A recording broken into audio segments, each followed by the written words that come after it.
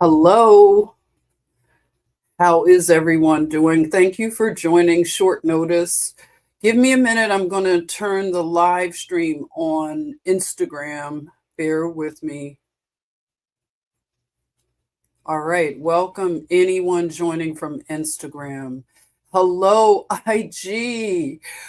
How are you? I hope you are able to hang out. Um, oh, you did. You got a t-shirt. Oh, let me know when it arrives, how you like it. Oh, I'm so appreciative. Thank you so much, IG Roller Disco. Yay. And everybody who's been getting t-shirts, thank you so much. Juan, you're here. Short notice. Thank you, Juan. Okay, I'll stop clapping my hands. Hey, Jamie, welcome. Thank you for the short notice. Okay, let me get on the screen. Hello everyone, thank you for joining me. I was, what do you want to say, just moved to come and talk to you because we of course know that we're living in dynamic times, right? And a lot of us started to come online around the same time in terms of talking about things and working out a lot of thought experiments.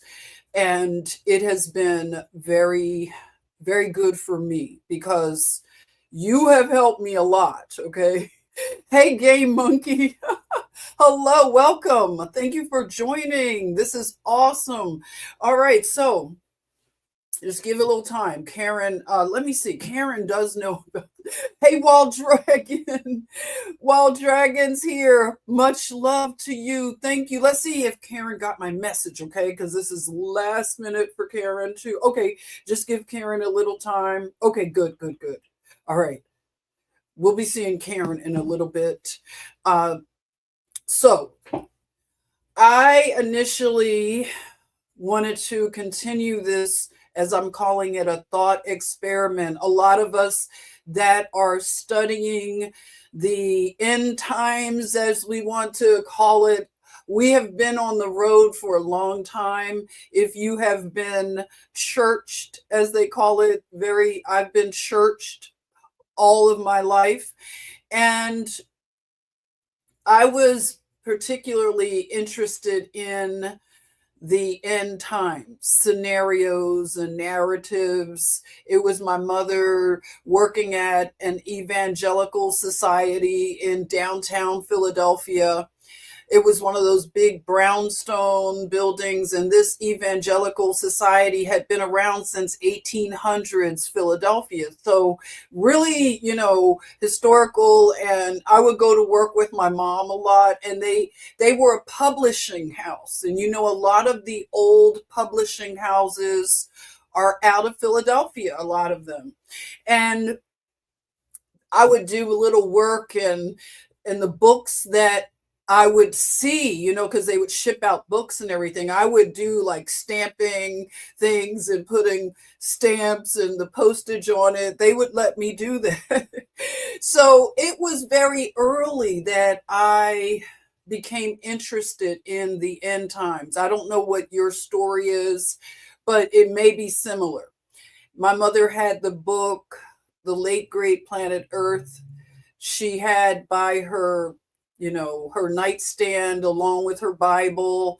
And I became very interested in the end times that was so dramatic, heavy on the antichrist scary stuff, right?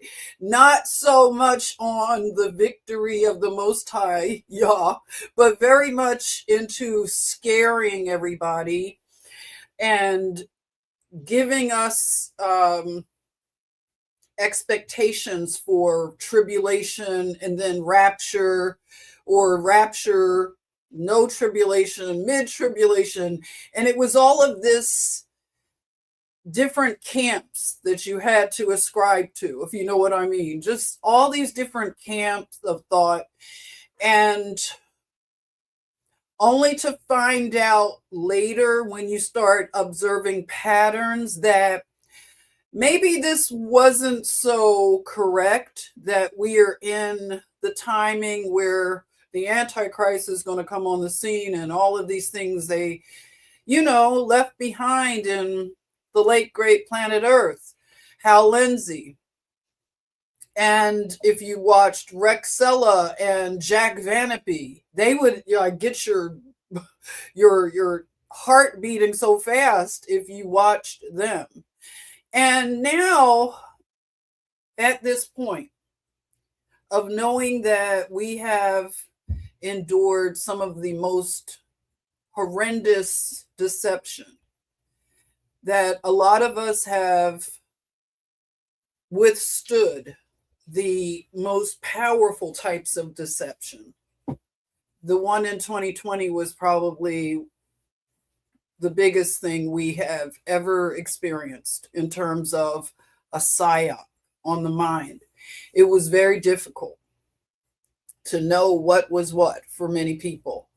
And, I know people are acting like it didn't happen, just business as usual. But it's not business as usual. Something changed forever in 2020. We are not operating in that same reality, 2019, and the world before that as we knew it. Now we are in a new reality, and it's very confusing for many people. And it's something that we talk about online, the CHATMOSPHEREs, the comment sections. They're more engaging than even sometimes the content, because a lot of us don't have others that we can really talk to in this timing of so much division, that we've found a lot of common ground together, and we've had spaces online. Some people, are very fortunate to have family and friends that are not plugged into this mental psyop, right? I am very fortunate to have my core family that they're not going along with mainstream propaganda. They question the narratives. So it is very, very, very helpful to have that. I'm very fortunate and appreciate it. I have you all as well. And you all have helped me a lot, so much. I'm so appreciative for the way that we've been able to have our thought experiments. And as it says in the word, working your salvation out with fear and trembling. And it's not the kind of fear that is the bad kind of fear. It's a reverence. And a lot of us have a great humbleness when we approach these subjects. We don't have all the answers. That's the thing. And because a lot of us that were churched, we went through church all of our lives believing in a lot of things that weren't true. And to know that our churches, I probably went to such a deep state church. And I did say deep state. Yeah, I didn't mince my words. I was a member of a deep state church in America. I'm not going to name them. You may already know the name of the church, but they're all over the world, all over the country. And I'm saying deep state. And I mean it, okay? And whoever doesn't understand what the deep state is, it is that shadow government that works in opposition to the Most High Yah. And a lot of the theology, a lot of the programs that a lot of our pastors and leaders go to, we've learned a lot of things just going down rabbit holes and learning, wow, okay, I guess if you're getting benefits from the government, as tax exemptions, it it just makes sense that you're probably compromised. Maybe that's a word that we could possibly use, right? And some more compromised than others, you know, some being very clicked in with, like, I could tell you stories that you would not believe. You would really think I was making it all up. In fact, I don't even talk about a lot of things because I would just be called a liar. Not that I care about that so much, but even I sometimes can't believe that I've experienced a lot of this stuff. I don't know why. Some of you have helped me to understand why, not the why me as a victim, but some of us have come here through bloodlines and we've had curses on our bloodline, right? I make no qualms and I don't try to be anything that I'm not. And carrying the name Washington has not been an easy road for a lot of us that carry that name. Our bloodline is really, the deep dive on it has convinced me of a lot. If you know anybody that carries the last name Washington. And I wanted to talk about The End Was Already Written. That was my title. And, I like to have slides and visuals and things. Ezra, the Tree of Life, and the Bodies That Remain. Midway through, I began to weep. I was weeping, you all. It's the one, I should have dark glasses on. I don't weep a lot, by the way. I don't cry a lot anymore. And it's worried me that I don't cry. I'm like a robot almost, I've wondered. And it's because of PTSD, the type of PTSD that I've gone through. Like when I opened up Instagram today, it was like the first thing was Brian Anthony Logan. You all probably follow Brian Anthony Logan. And maybe an hour ago, there was a plane landing. Did you see this plane? I don't know what airport it was, but the plane was landing very close to the highway. And it clipped the top of, it was a delivery driver. I'm not sure. He may have been like a FedEx or something delivery driver. And, he's just living his life. But I guess he has the camera on. Maybe some of the companies have the cameras on. Well, the wheels, as they were landing, it looked like it took the entire roof off of the vehicle. Have you seen this? I didn't mean to see it. It was it was the first thing that popped up. And I was interested and I didn't know what I was about to see. If you need a fair warning about something that just happened, an aviation incident, and it was like the description said, well, thank God the plane landed safely. But I was thinking, I'm glad for that, but what about the delivery driver? You could see from the video, like I said, looked like the whole roof came off of the truck. And then I just, how you fly into the comments. I had to know because my body reacts to aviation stuff for a reason. And I was so upset, like, oh my God, is he okay? And he's okay. He's in the hospital, they said, and he's okay. He lived. I don't know what his injuries are, but I was very relieved because I've worked in trauma. Literally, I've been a trauma nurse. And some of the traumas that would come into Grady in Atlanta, we were level 1. Grady is a level 1 trauma center. So, this is big time. Aviation accidents are brought in, just widespread disaster situations are brought into Grady. I've even had to go to the roof of Grady where, Black Hawk helicopters landing and, working with the trauma team, processing everything, making sure but a Black Hawk helicopter landed. Yeah.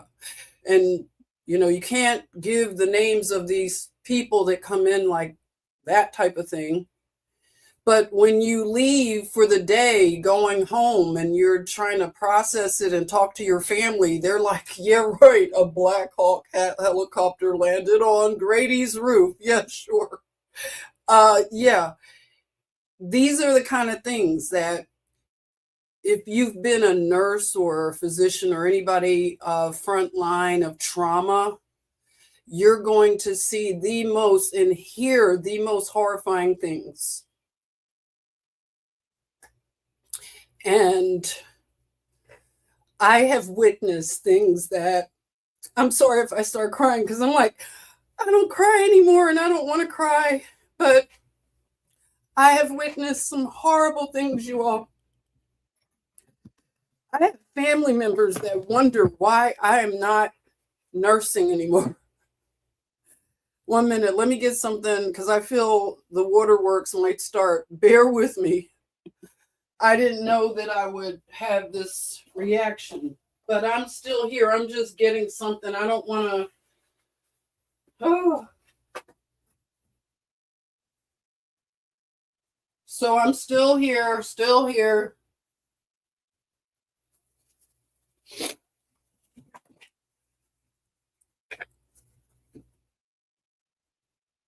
All right. Thank you all. Still here. All right. So getting back to processing trauma. When you've witnessed horrendous things that I can't even name some of them. I wrote a book, but it's so much that I left out. I could not possibly put everything in, It would be a library of books. If you've been a nurse for over 30 years and you've worked in trauma, you've worked in cities. I've worked in Los Angeles, you all. And I worked at Cedars-Sinai. So yeah, I've seen celebrities. I don't talk about it, but this is when they're at their lowest point. When I see you as a celebrity, you're not all glammed up and feeling your best, doing your best. And that life is not for anyone. It's not for anyone. I'm convinced. No one. No one is supposed to be held up as an idol to be worshipped. No one. No human being. And I worked at a hospital also because you can't survive in Los Angeles on one salary. A lot of times you're hustling and working more than one. So I worked in Pasadena, very beautiful part of Los Angeles. I love Pasadena. And I worked at a hospital, private hospital. The kind where celebrities come in under the cloak of darkness. You have to learn how to avoid, TMZ. You have to know who the paps are because there's like a list of people, offenders, how they try to slip through security and do all kinds of things. So you have all of that floating around. It's like another world. And that city is so intense. I've cared for people, women that were trafficked, you know. We talk about trafficking, but it's a different whole world when you've cared for the trafficked. Things that you wouldn't believe. The survivors barely survive, some of them. I've taken care of women who were left for dead in a field after a group of men, businessmen, you know, the kind that wear very expensive suits, you know, businessmen that order up certain kinds of women. You know, it's a buffet. When you have money, it's a buffet for you. And I'll never forget a woman, beautiful, redhead, beautiful woman. She was on the menu that night. And she went out. She was telling me, you know, what happened. And she went out to a bar at night by herself, you know, a modern woman who feels like we can do anything. You know, I've been a young woman. I know what that feels like when you believe all of the propaganda about woman, hear me roar. I can go to a bar by myself in Los Angeles. I just want to get out. I'm bored. I want to get dressed up and feel sexy and have someone buy me a drink, right? By yourself, though. But, you know, I'm not knocking a victim. At the same time, I'm stating things that I've seen in patterns. And I try to share this with people, whether they listen or not. I can't share all the details, of course. But this one woman I remember, she went to the bar, dolled up, and a really handsome man, young man like her age, approached her and bought her a drink, and just they hit it off talking. And he told her, come on, you know, come hang with me. I told that story. You remember it? Come hang with me. We're going to, you know, I have some friends we're going to hang out with. You want to go to a party? I can't tell you how many patients I have taken care of that have gone from one location to another and wound up in a trick bag. And she was taken. He was squirrely. He didn't just go to one location. He was going all around. And these are some signs that people could consider when things are, you know, a lot of times your gut is telling you something's not right. And she winds up in a warehouse area. Inside the warehouse were a group of men waiting that had ordered her and paid him to go out and find their victim. And when it was all over, what the group of businessmen, because that's all she could remember, they had expensive suits. She could tell. I won't give other details, but she was left in a field, not dropped off at a hospital, which sometimes that happens. No, dropped off in a field, an abandoned area. And she survived. And her mental health, it is so ravaged from it. I often wonder about people that I've cared for, that they stick in my memory. Sometimes I access the memory. It could trigger something. Like watching that aviation thing today, it triggered memories because I've been in near misses, near accidents, aviation, emergency landings, fires on the engine. Very, very amazing when I think it gives me chills sometimes to know what I survived. And you may feel the same way. What you survive sometimes gives you chills.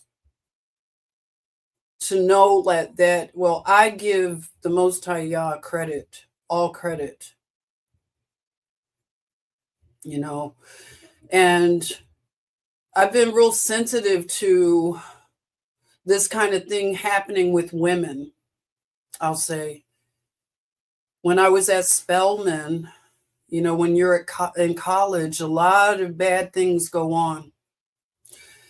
A lot of us, we've been keeping silent about the things that we witnessed in college.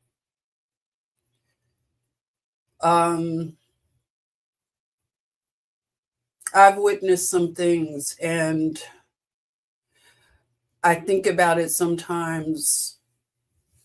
Again, a friend, freshman year, we were all going to the party, the Think Pink, AKA party at the Phoenix in Atlanta. I'm talking the 80s. If you're Gen X, you know. And we didn't have cars, you know, we're riding on the bus. I told you all about this. We're riding on the bus. And we go together. We're freshmen. We're trying to stick together. But sometimes there's a person who wants to go their own way and leave the pack of safety. And that's what happened. One of our little freshman friends, she told us she met a guy at the club. We didn't know him. And she said, I'm going to hang with him. He's going to bring me back to campus. And we were horrified. Like, what? No, we all came together. And her response to us, I'll never forget, is, I left my mother back in so-and-so state. I won't mention the state. But she was sassy and told us she left her mother back in wherever. And she went off with a young man that she didn't know. And something happened. And she had to drop out of college. And we never heard about her after that. And maybe that's why I've been so protective of people. And that's why I speak out based on experience, based on what I've witnessed. And some people don't want you to look out for them. They feel like they have it, you know? You're being overly whatever, paranoid or whatever. I had a friend that in Hollywood, and sometimes in Hollywood people are so hungry to get put on, they'll do anything. You see the desperation in people to be inside the Hollywood circle. And she was real hungry, like, for success. And she was meeting up with a producer or something, and he wanted her to come to his house, okay? And he lived, like, I think Malibu area or whatever, Santa Monica, along the ocean front. And she let me know about what time she would be going. And I told you, some of you, about this. I was just getting off of Cedars, so I wasn't far away, and I was still in my scrubs. And she gave me the address, so I roll up to the door, and he answers. He's this little guy. He looked like whatever the typical Hollywood type, who would be a producer or something, okay? And she was in there. But when he opened the door, I announced myself. Hey, I'm Jennifer Washington. I'm so-and-so's friend, just checking up on her or something. And he looked like he had seen a ghost. I mean, his reaction was, it was so drastic. He looked at me like if eyes could be daggers, okay, he would have just and I knew from his reaction that he was up to no good. When you learn from a older grandma from the old school, you learn people when you live in a city like Philadelphia. You've had to ride around on the public transportation. You've had to learn situational awareness. You're going to know. You're going to know signs. But he invited me in, or I invited myself in, and I saw the whole setup. He's got wine and wine's flowing, and it looked like a romantic type of a setup. Mind you, this was a business meeting. And my presence stopped and blocked it. It just threw the vibes off just from me being there. And once I know the deal, okay, this is a bad scene, then I'm going to go into, maybe I could win an Oscar, because I could turn it on like, hey, so what kind of wine are we having? Grab a glass and I'm going to have some wine with you and just make myself at home. Nice place you have here. Go out to the patio that's overlooking the Pacific Ocean. Wow, this is a great view. Sit down in one of the chairs and make myself at home, sipping on wine. And that broke the plan. So sometimes we've done things that even when you go back in retrospect and you think, oh my God, I was so crazy to do that. What was I thinking? But no, at the moment, it was an assignment. I'll say a divine assignment, that just your presence can be the plan breaker. The Most High Yah will use you in moments. You'll be the one that just does something simple and basic like that. Just coming to check on somebody. And this was a friend. And a lot of women at this time are falling prey to this modern feminist culture. I'm witnessing some really disturbing things in the culture of the online space. It's just more divided right now. We're in one of the most divided times, as you know. I don't have to tell you all. And like I said, this right now is just as I'm led. Because we have been talking about time.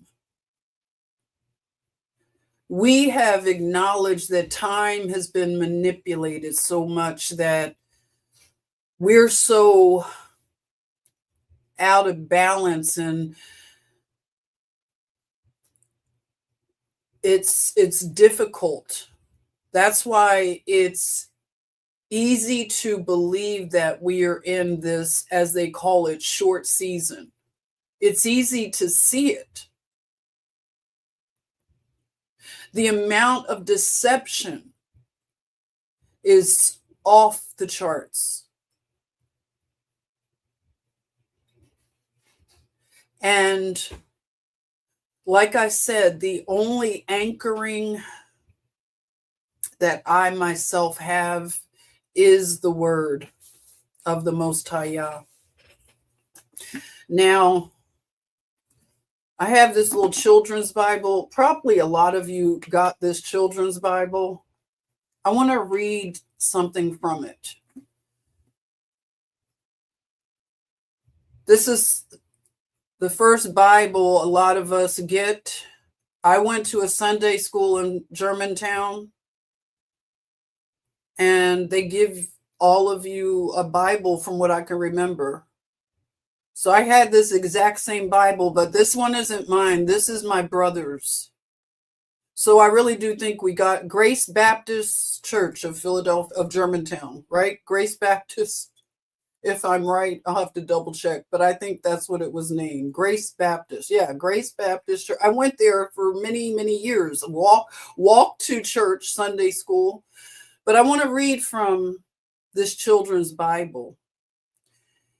And I think it's very apropos because children are so special to the Most High. Now, I mentioned that the end was already written.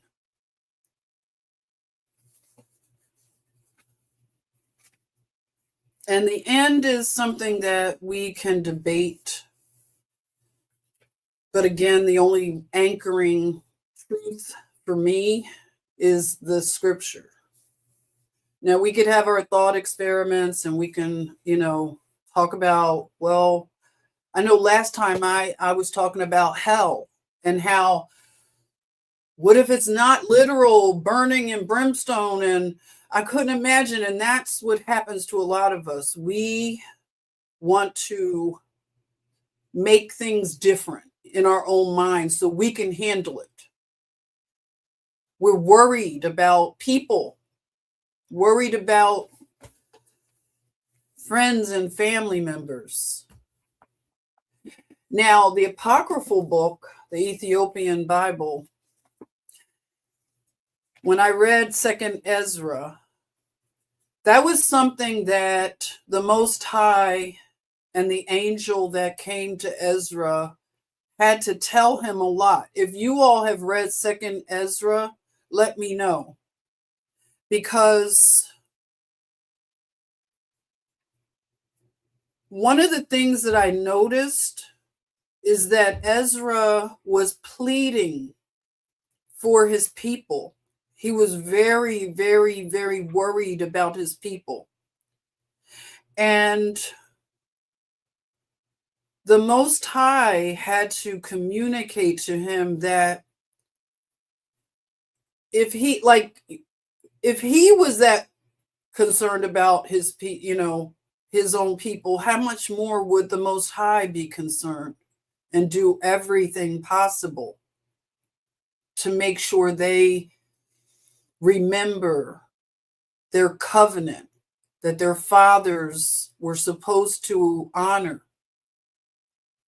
And that was just something that was constantly, I remember it was answered to him as he pleaded with the Most High about his people. And there was an answer that is 2 Ezra 8:1. And it says, "And he answered me, saying, The Most High hath made this world for many, but the world to come for few." And I'm going to repeat that. "The Most High hath made this world for many, but the world to come for few." And that is very, it gives me pause, because I know in my last thought experiment, listening to some of the thinking out, because this is a new subject for a lot of us. They didn't talk about this in church a lot.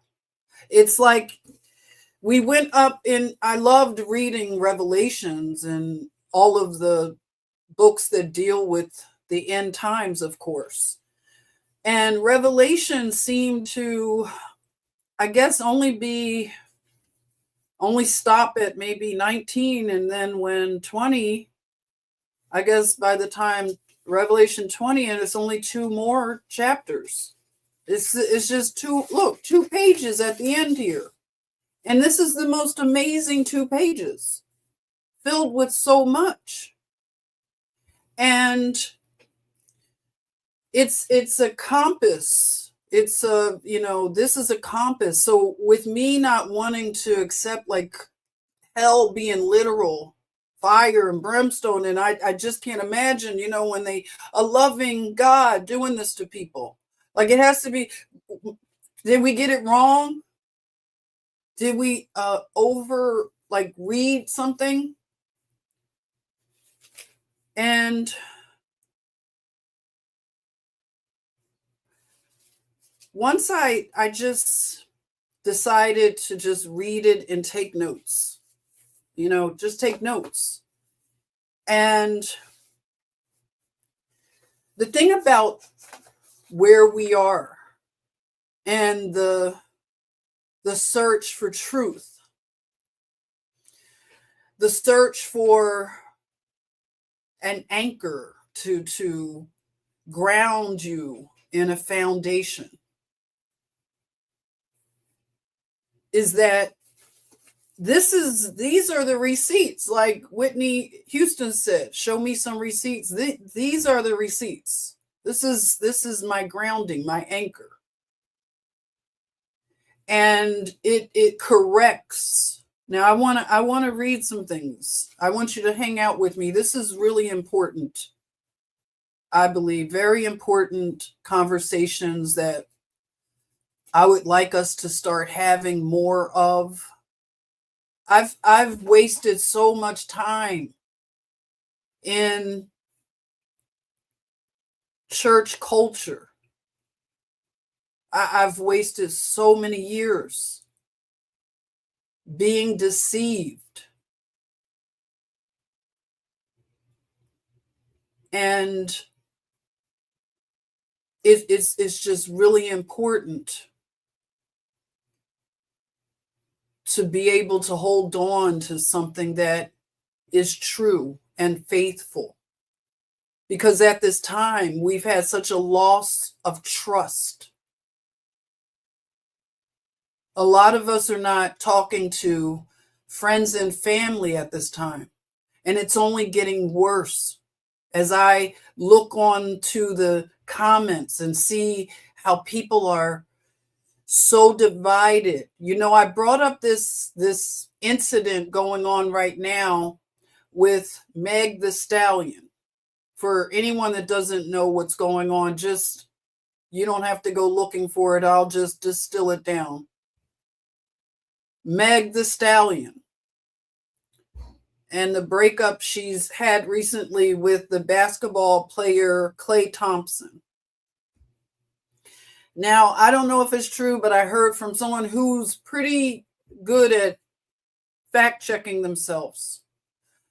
But allegedly, Meg the Stallion is going to sue, I guess, people that are talking about her and this breakup.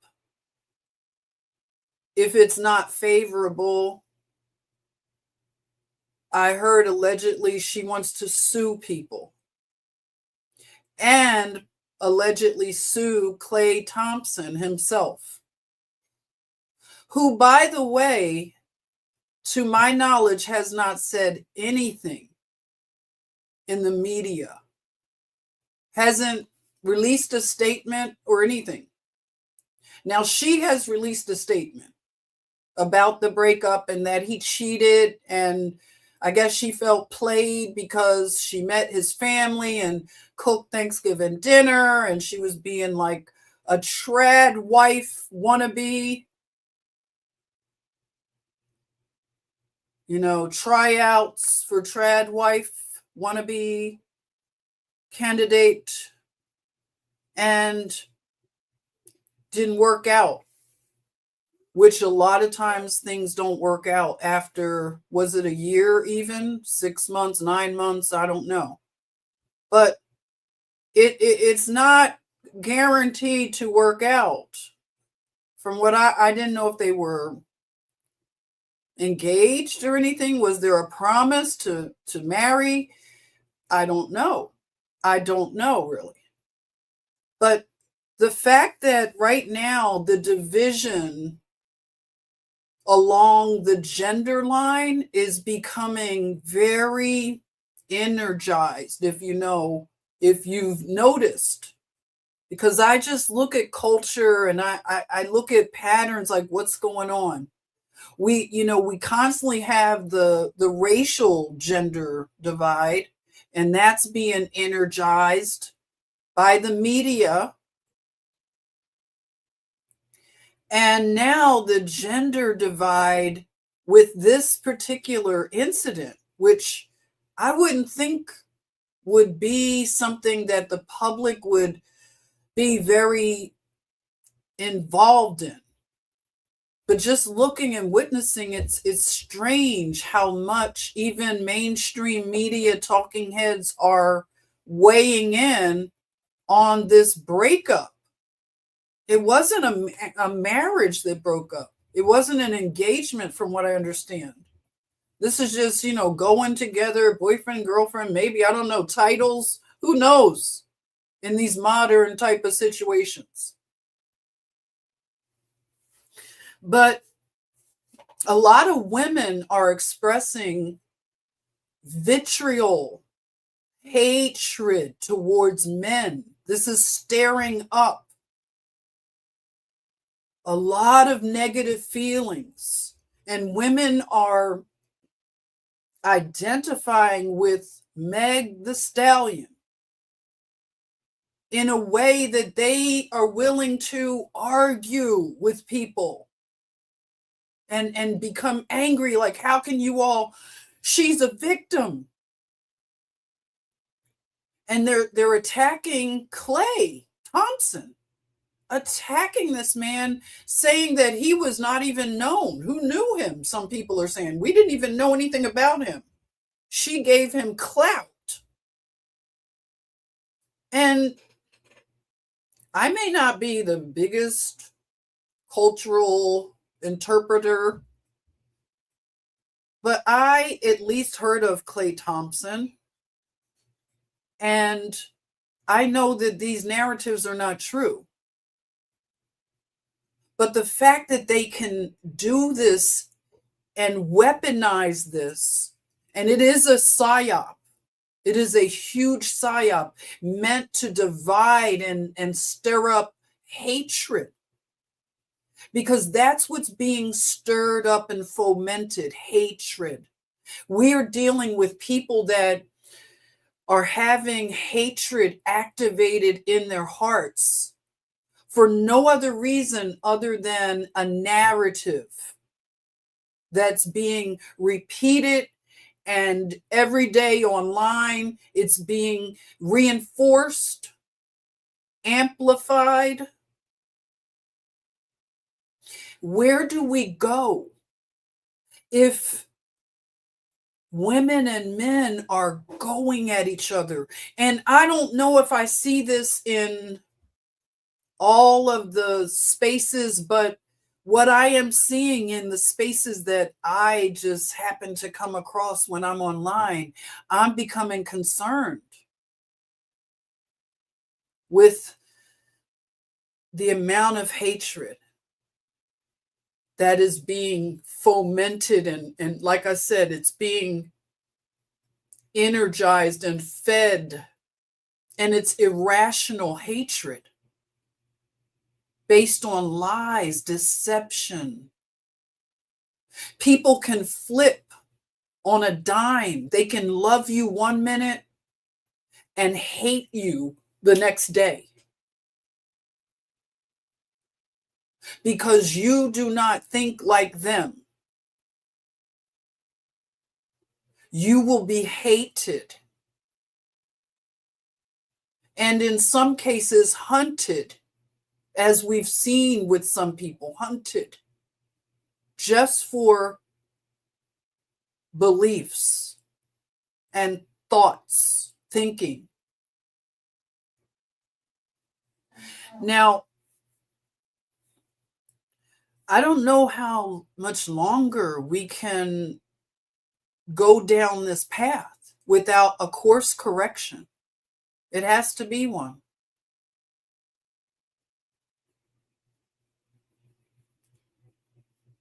What happens to these people that are behind a lot of this?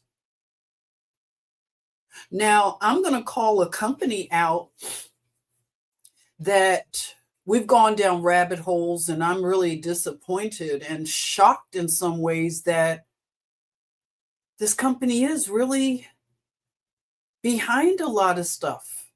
And that's Disney. Disney, of all companies, is in the media business and it's a media conglomerate. I thought it's only theme parks that I went to many, many years, always going to Disney. My father loved Disney. But I thought it was just theme parks and merchandise. I didn't realize Disney was a media conglomerate. And it bothers me that, wow, I didn't notice it. Maybe I didn't believe it. This is a company that I had a friend who wanted to work for Disney, but at the time they were living with their girlfriend. And now they would be coming out of college to work for Disney Corporation, but because they lived with their girlfriend, not married, they were concerned that the morality clause at Disney, corporate Disney, would affect them. And maybe they were told that it would affect you, like maybe like a mentor or somebody told them this. It was something that was understood, that working at Disney Corporation, you had to abide by a moral code. So to think that they have a moral code for their employees, but then a lot of their employees, from what I could remember, were being rounded up for things that you would be shocked to learn. Rounded up and arrested for things on their hard drives, right?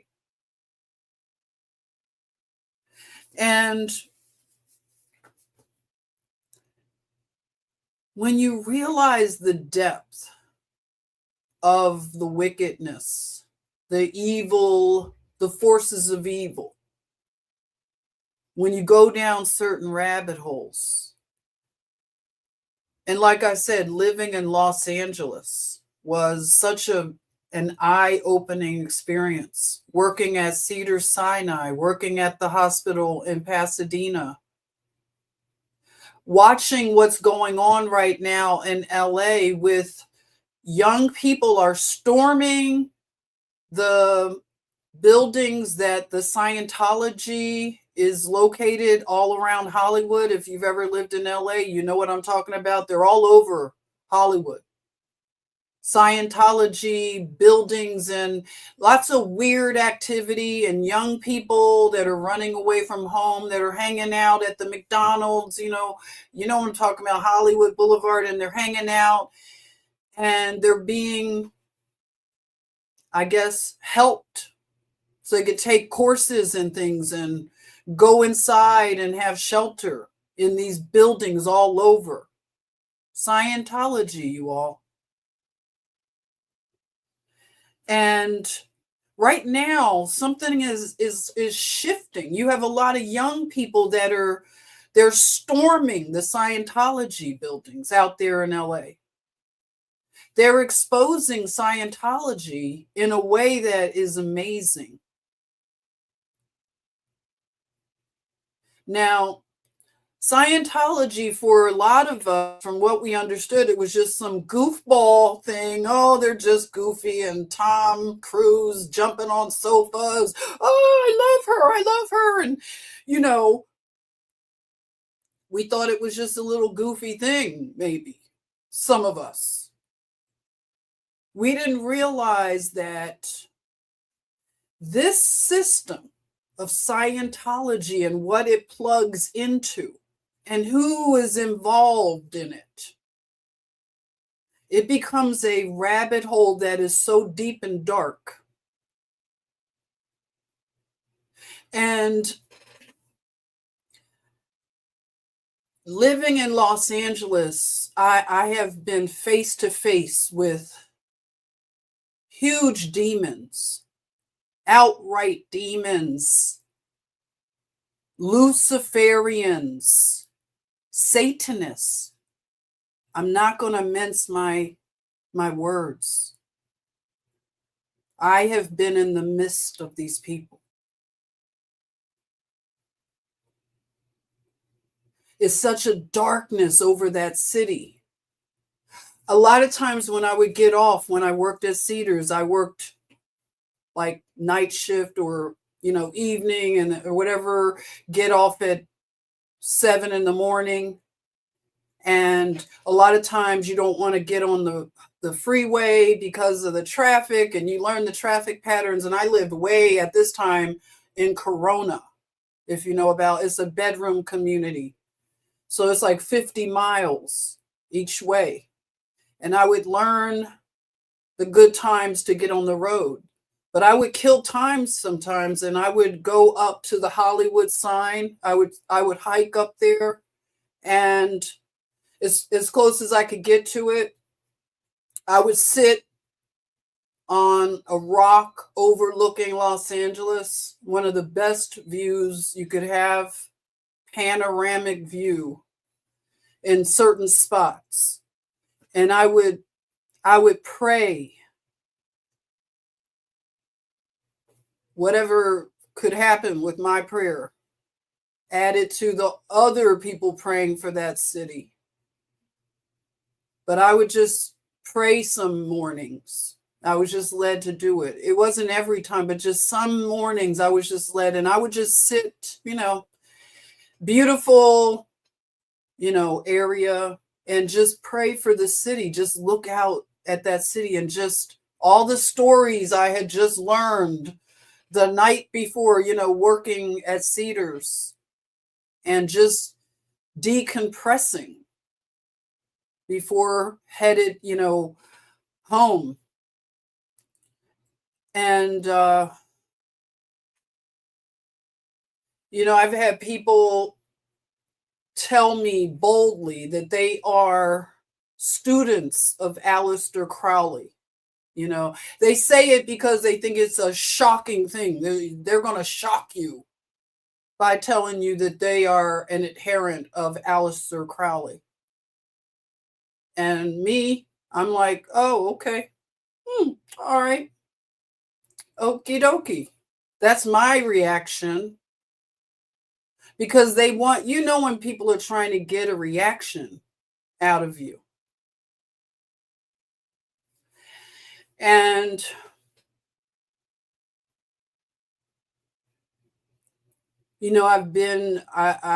I was almost harmed by a crypt, a hitter who was in the hospital.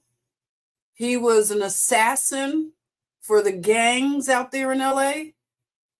And he tried to sneak up on me. And I saw him because of pictures on the wall. I told some of you all know this story. I saw him coming up on me with the reflection of a picture. It was something on the wall, and I saw him. And I turned around just in time because a lot of nurses would get hurt. And I turned around and I don't know, in that moment, I didn't have any fear. And I asked him what he was doing. And he said he was going to take my neck and he was going to just snap my neck, he told me. And this is a locked unit I'm on. And at the time, I couldn't get into the nursing station quickly because, you got to get your key in there. And you have somebody telling you they were going to snap your neck. And the only thing I could think to do was just to speak words. Like, I've told you, just boldly speak words. And I said, you weren't going to do anything because you would have to get through an angelic force first. And I don't know what happened with me saying that to him. Maybe he saw the angels that are around me at that moment. Maybe they uncloaked for a bit so he could get to see who they are, what they look like. And it put a scare in him. I'm not kidding. This man was spooked. Now, he was all big and bad. And, he was talking about how he was a hitter for the gangs. But later on, I heard him talking to another person in the day room. And he said, don't mess with her. And he was pointing at me and he was shaking. He was like, don't mess with her because, and he was just saying, don't mess with her. And my coworkers were like, what's that all about? And I just, I don't know. He's just tripping, I guess, he's in the hospital. What do you think? But that's what happens when the Most High Yah has our back. In a moment, he will give us courage to speak and not have fear. Now, afterwards, you might think, oh my God, I really said that? That's what happens a lot. Like, I really said that? He was spooked.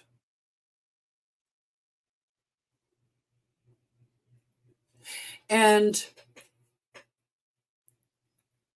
I've taken care of some cartel gang members as well. A man that no nurse wanted to take care of because he would say the most horrendous things and break you down.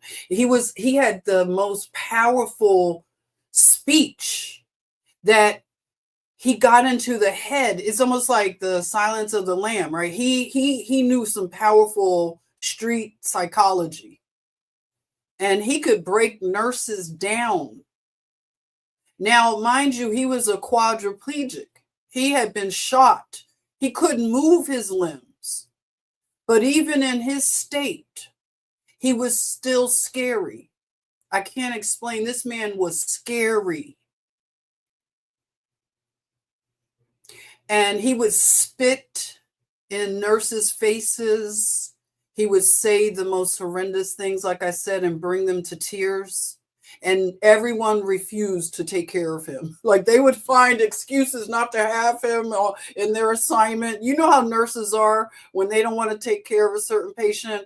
Then what happens is the new one has to take care of, the new one.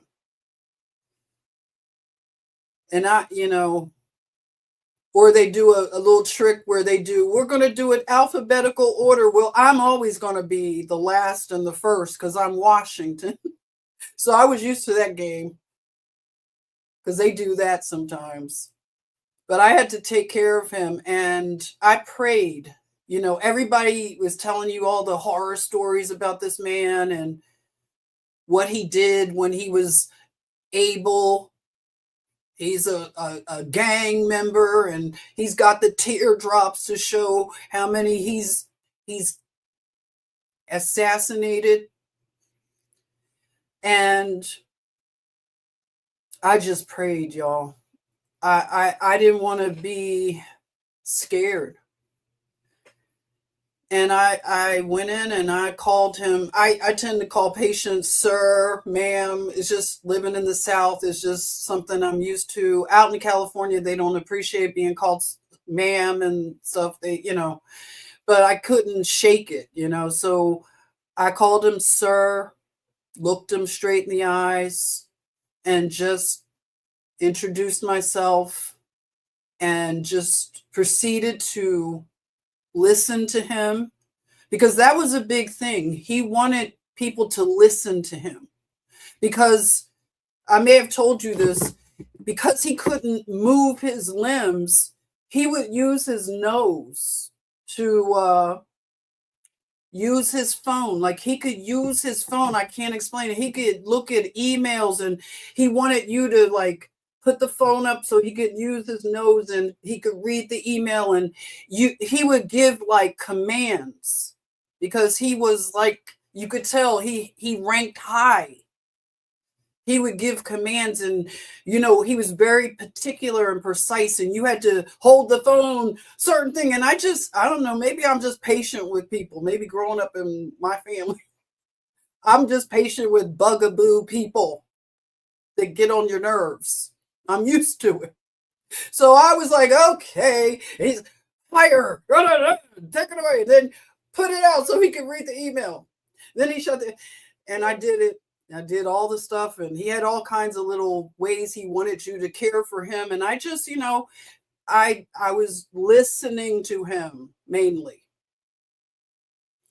And that was really the most simple thing I found, is just to listen to him. If I didn't understand, I let him know. And you didn't want to ask him too many times, because that's when he would crash out and spit in your face and whatever, call you every kind of name in the book, or whatever he would do psychologically.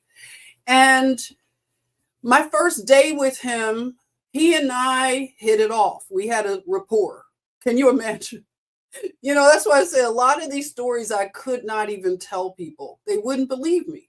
Yeah, I was like, I hit it off, good rapport with a cartel, a big time gang cartel member, and an assassin from the Crips was scared of me, little me.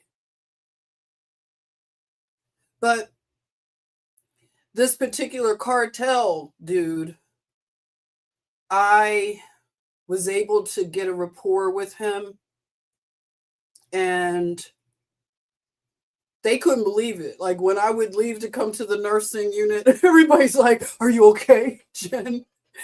I'm like they really care. They were just happy they didn't have to have him, but they were surprised that I hadn't, come out earlier and said I can't do it. But it was working out, and the whole day, the whole shift worked out. He didn't crash out on me. He didn't cuss me out. He didn't spit in my face.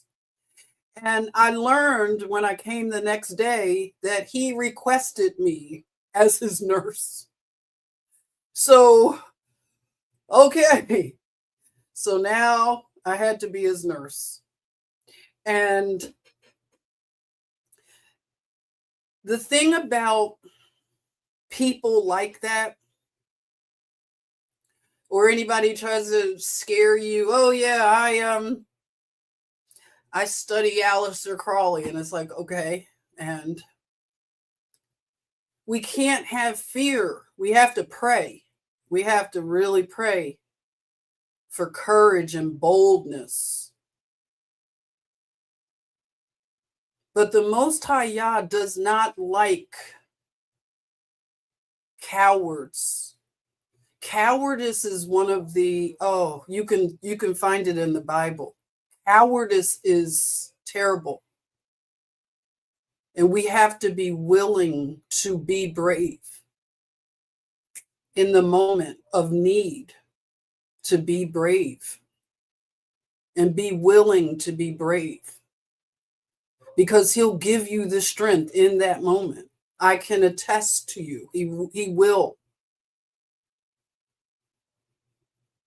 I've just had these crazy things happen. It's because, the bloodline, I can't explain it any other way, just crazy things. I get on a plane, and my row, I have not a window seat, but an aisle seat. And the two people in my row are dressed in all black nail polish. It's a lady and a man. They got the black hoodies, the silver jewelry, every nose ring. They have pentagram necklaces, like the Mr. and Mrs. Darkness themselves. And this is my row. I have to sit with them on the plane. No problem. I sit down when I see them, and okay, this is what we're doing for this flight. Okay, I have to sit next to Satanists for the flight. Okay. I didn't have to. I could have made a big, I can sit there. Please move me. No, I'm sitting there. And I sat down and I entered. Hello. Hi, how's it going? And they were almost shocked. They were shocked that I wasn't scared. And they were kind of like, oh, hey, how's it going? I was like, good, just a little bit of small talk with them. And nothing happened. We had a nice flight. They were actually nice people. They were really, really kind. I had no weird feelings coming from them or anything. But it's just a lot going on. A lot. A lot of people are uncloaking themselves at this time. We're able to see darkness like we've never been able to see it out in the open. And we can't fear. The more and more the evil ones will uncloak themselves. We can't fear. We have to endure and be resilient until the end, which is the beginning.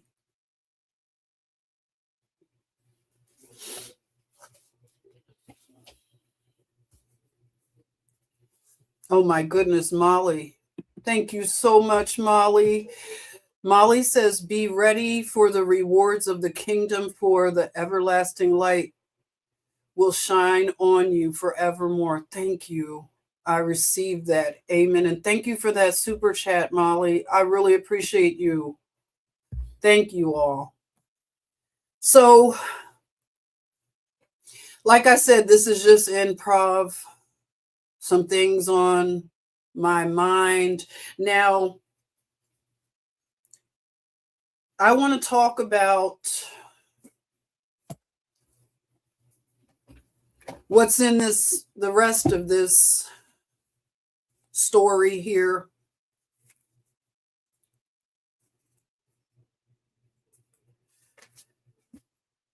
If you don't mind, if you have some time, let me read to you, starting in chapter 20 of Revelation. How does that sound to you? I'm just going to take as much time as we can spend with each other, if you don't mind. But I want to read this to you, okay? So just sit back, get yourself relaxed and really turn up your listening, because I want to have iron sharpening iron here. Okay. So I'm going to start with Revelation chapter 20. And I'm going to sit back as I read, okay? Just get comfortable. And I saw an angel come down from heaven, having the key of the bottomless pit and a great chain in his hand. And he laid hold of the dragon, that old serpent, which is the devil and Satan, and bound him 1,000 years, and cast him into the bottomless pit, and shut him up, and set a seal upon him, that he should deceive the nations no more, till the 1,000 years should be fulfilled. And after that, he must be loosed a little season. And I saw thrones, and they sat upon them, and judgment was given unto them. And I saw the souls of them that were beheaded for the witness of Jesus, and for the word of God, and which had not worshipped the beast, neither his image, neither had received his mark upon their foreheads or in their hands. And they lived and reigned with Christ 1,000 years. But the rest of the dead lived not again until the 1,000 years were finished. This is the first resurrection. Blessed and holy is he that hath part in the first resurrection. On such the second death has no power, but they shall be priests of God and of Christ, and shall reign with him 1,000 years.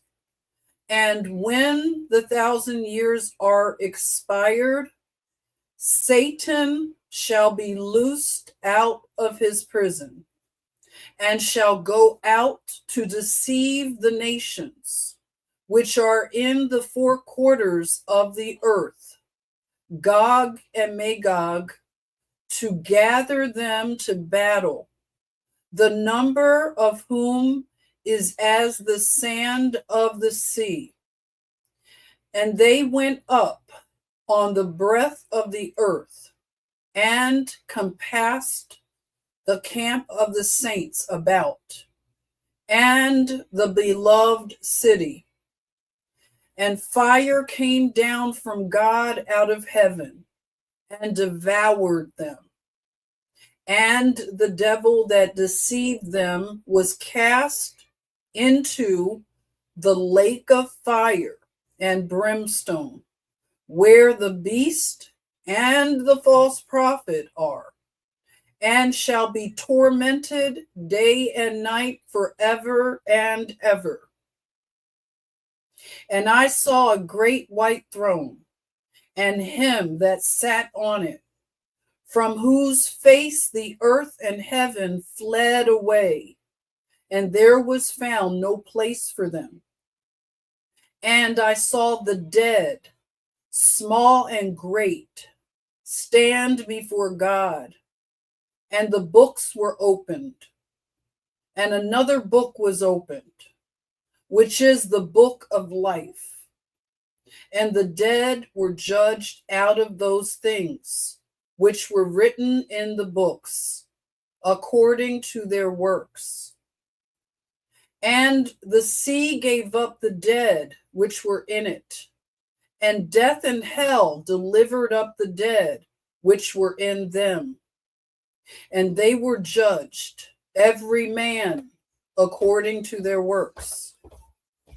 And death and hell were cast into the lake of fire. This is the second death.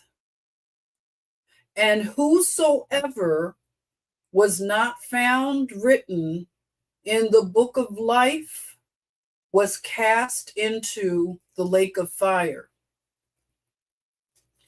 Chapter 21. And I saw a new heaven and a new earth. For the first heaven and the first earth were passed away, and there was no more sea. And I, John, saw the holy city, New Jerusalem, come down from God out of heaven, prepared as a bride adorned for her husband.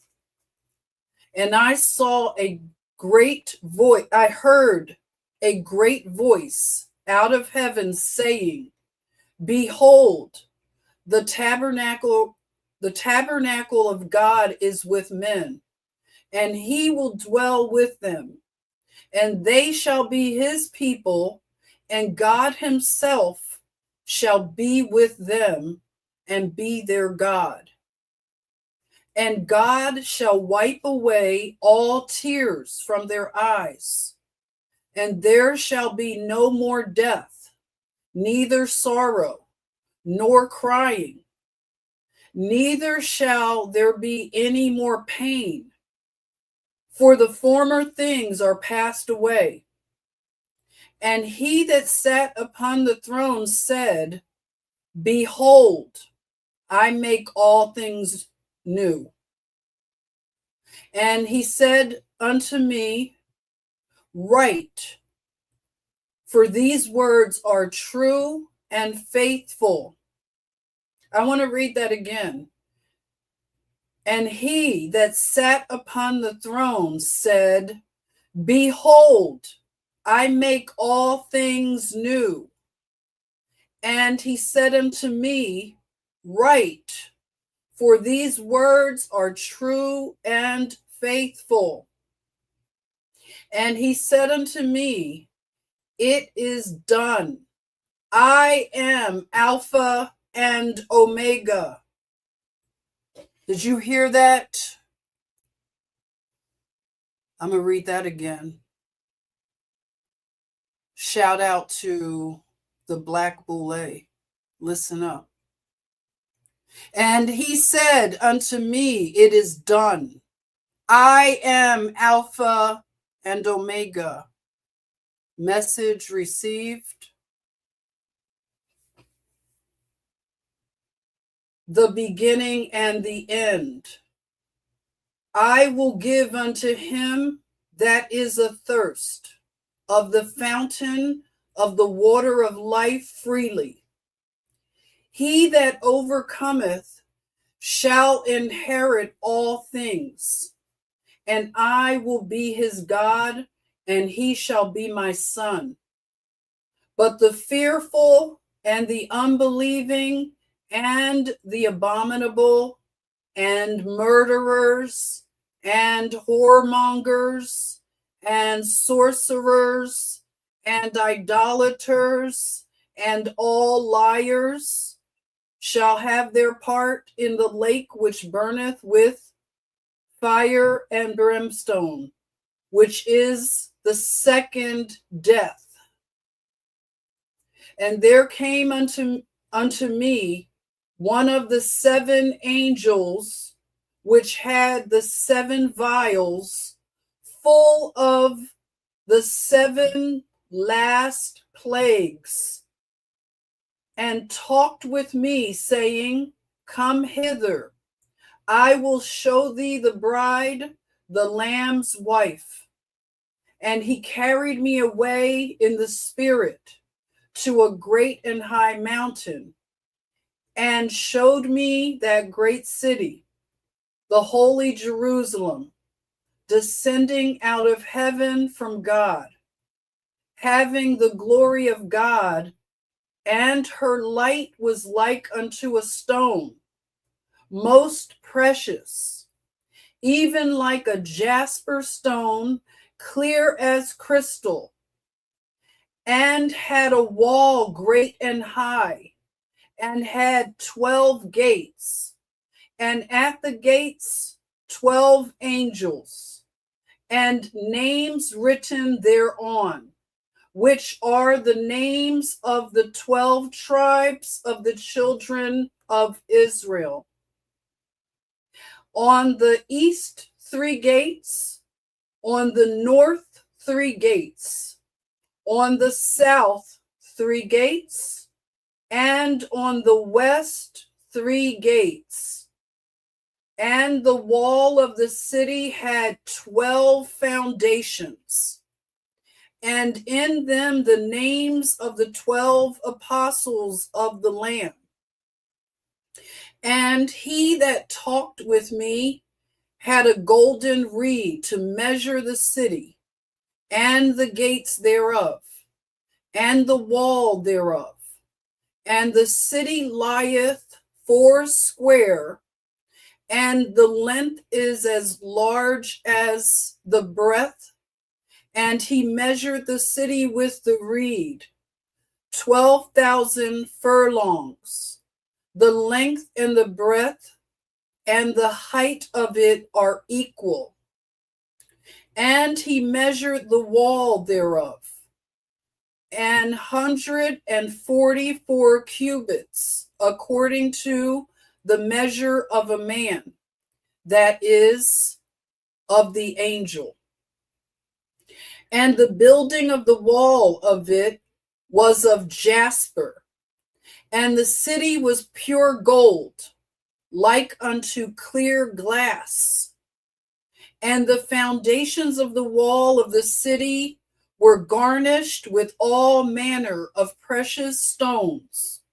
The first foundation was jasper, the second sapphire, the third a chalcedony, the fourth an emerald, the fifth sardonyx, the sixth sardius, the seventh chrysolite, the eighth beryl, the ninth a topaz, the 10th a chrysoprasus, the 11th a jacinth, the 12th an amethyst. Did I say that right? Amethyst. And the 12 gates were 12 pearls.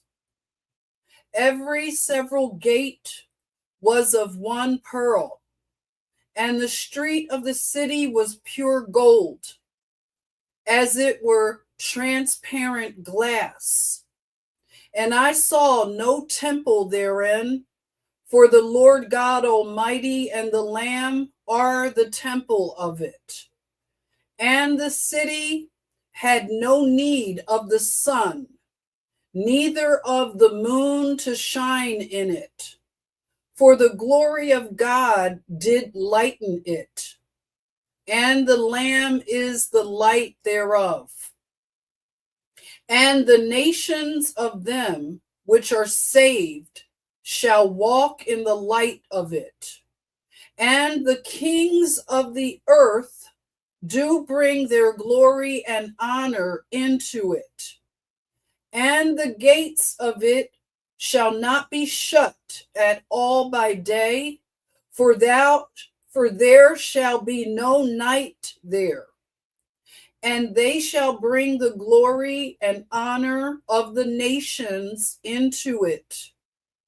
And there shall in no wise enter into it anything that defileth, neither whatsoever worketh abomination or maketh a lie, but they which are written in the Lamb's book of life.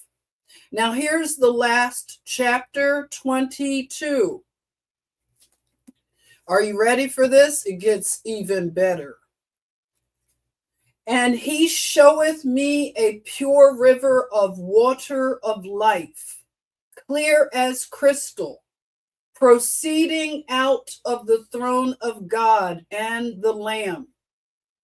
In the midst of the street of it, and on either side of the river, was there the tree of life, which bare 12 manner of fruits, and yieldeth her fruit every month.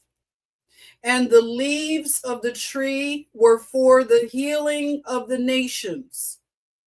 And there shall be no more curse, but the throne of God and of the Lamb shall be in it, and his servants shall serve him, and they shall see his face, and his name shall be in their foreheads. And there shall be no night there, and they need no candle, neither light of the sun, for the Lord God giveth them light, and they shall reign forever and ever. And he said unto me, these sayings are faithful and true. And the Lord God of the holy prophets sent his angel to show unto his servants the things which must shortly be done. Now I want to emphasize the next sentence. It is in red. And if you know, you know. When you see it in red, take real note of this. This is in red. Behold, I come quickly. That was in red. And I'll read the rest. Blessed is he that keepeth the sayings of the prophecy of this book. And I, John, saw these things and heard them. And when I had heard and seen, I fell down to worship before the feet of the angel which showed me these things. Then saith he unto me, see thou do it not, for I am thy fellow servant, and of thy brethren the prophets, and of them which keep the sayings of this book. Worship God. And he saith unto me, seal not the sayings of the prophecy of this book, for the time is at hand. He that is unjust, let him be unjust still. And he which is filthy, let him be filthy still. And he that is righteous, let him be righteous still. And he that is holy, let him be holy still. Now the next words are in red again. Listen up. And behold, I come quickly, and my reward is with me, to give every man according as his work shall be. I am Alpha and Omega, the beginning and the end, the first and the last. Okay, it goes back to, it's not going to be red anymore until I'll tell you. Next, blessed are they that do his commandments, that they may have right to the tree of life, and may enter in through the gates into the city. For without are dogs and sorcerers and whoremongers and murderers and idolaters, and whosoever loveth and maketh a lie. Now the next are in red letters. I, Jesus, has sent mine angel to testify unto you these things in the churches. I am the root and the offspring of David and the bright and morning star. Okay, it goes back to the regular color script. And the Spirit and the bride say, Come. And let him that heareth say, Come. And let him that is athirst come. And whosoever will, let him take the water of life freely. For I testify unto every man that heareth the words of the prophecy of this book. If any man shall add unto these things, God shall add unto him the plagues that are written in this book.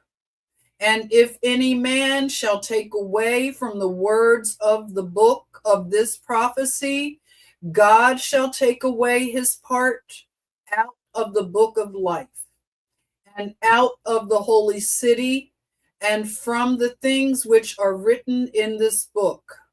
He which testifieth these things saith, it's going to be in red, what I'm about to read. Surely I come quickly. Back to the regular color. Amen. Even so, come, Lord Jesus.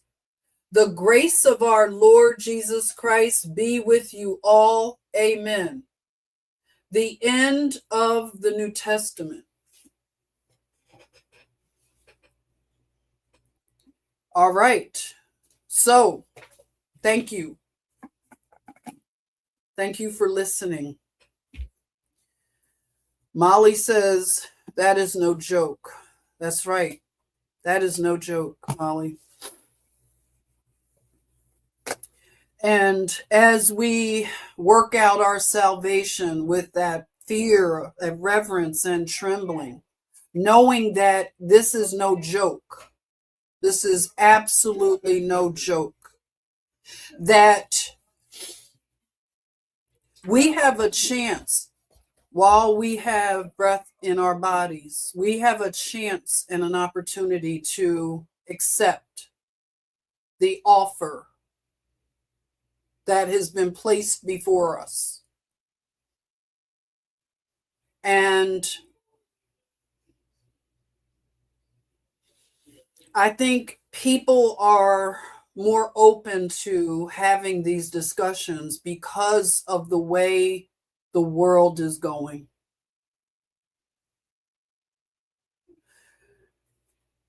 Like I said, I didn't want to believe that the hell of the fire and brimstone. I want to use my own reasoning. I've had to ask for forgiveness, even in the thought experiment.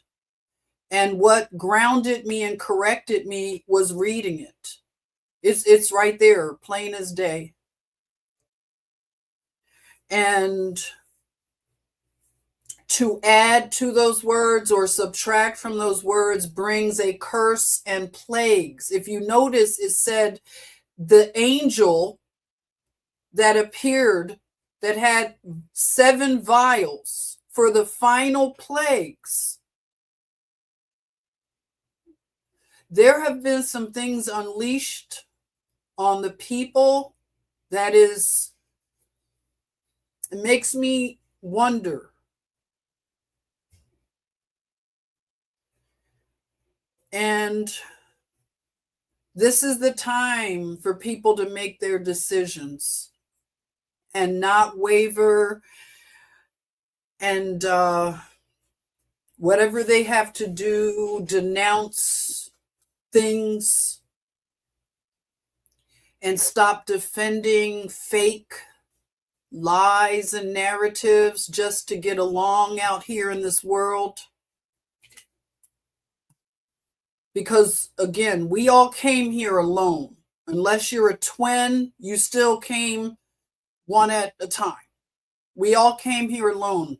I don't care what kind of, entanglements we have, if it doesn't line up with truth, we have to work it out.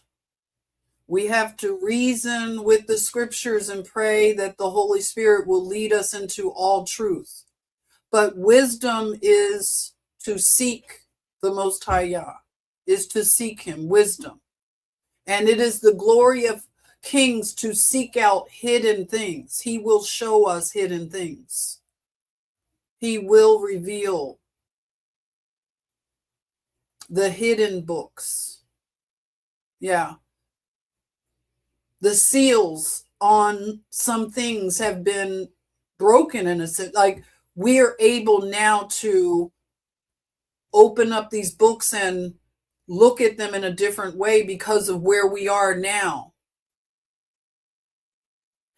And, you know, like I told you, a lot of you may also experience this, a lot of our lives are so unbelievable. I have a friend that is currently in, I would say, maybe witness protection of some sort of hidden safe house. And I'm really concerned for her. You know, I don't know how many of you could say that, you know, somebody in a situation like that. My own father was in witness protection for a time. Arlen Specter of Philadelphia was trying to keep trying my father for the hijacking. He wanted to throw the death penalty at my father. And he just couldn't get the government to hit my father with all these kind of charges. But he wouldn't stop, Arlen Specter.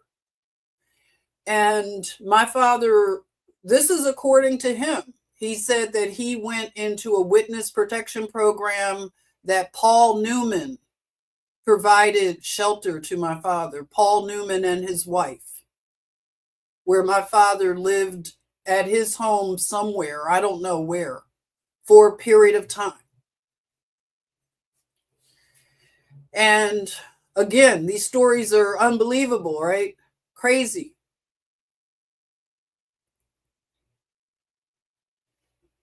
But a lot of us, when we tell you things, I can't be that creative.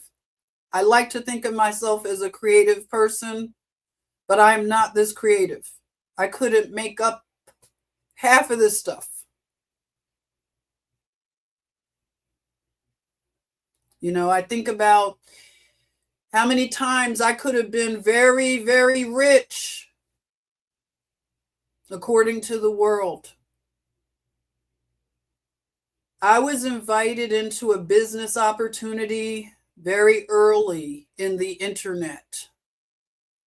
I was invited by someone who lives on the main line in Philadelphia. If you know anything about the main line, this is blue blood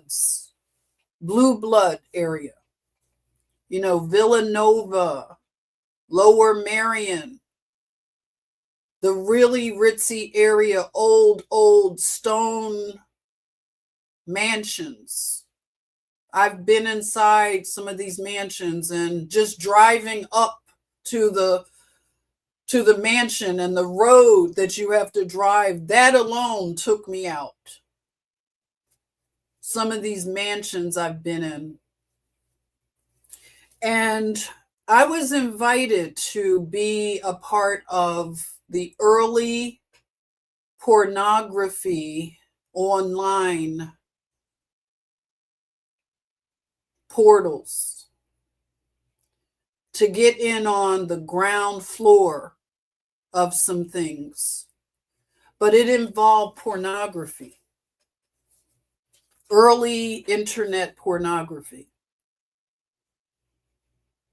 And I would have been very rich Yeah, a lot of my family members that are real materialistic, and friends that very materialistic, that they only judge you on what material things you have. Oh, I would have been really popular, you know, really loved by that group had I taken that route to become really rich, if you can imagine. But the offer was something that I couldn't do. I couldn't do it. I didn't know how deep it was truly until later, when I realized, wow, that's what has happened to the internet. Pornography is something that it's like a plague on our society. Our children are being inundated with pornography. And it is changing the chemistry of the brain in people. The dopamine hits, the pleasure center being altered, the depression that comes, and the hopelessness and emptiness of it all. And it's sold to us as liberty, freedom. Do as thou wilt. And what's crazy about that do as thou will, Aleister Crowley, I want to talk about that for a minute. So Aleister Crowley, this all ties together. Aleister Crowley was seen as the most evil man that ever walked the earth, possibly. As close to Satan as anybody could be. And he was able to distill Luciferian theology into systems that could spread and be understood and create like recipes, rituals that can be followed for the adept, to the adherents. And a lot of us have maybe people in our family that were parts of things. We may have been parts of things. I don't know everybody's background. I know that my family has really fallen prey to these things. Lots of my family. And I told you it's a bloodline thing a lot. And Aleister Crowley, and we talked about Jack Parsons last time. Jack Parsons. Jack Parsons and Aleister Crowley did rituals that ended up developing our space program. I know that sounds crazy. NASA, our space program. These things were like thought and brought into our world through these people and what they were doing. The Jet Propulsion Laboratory that Jack Parsons founded out there in LA, in Pasadena. I told you that we would have people from there come to our hospital.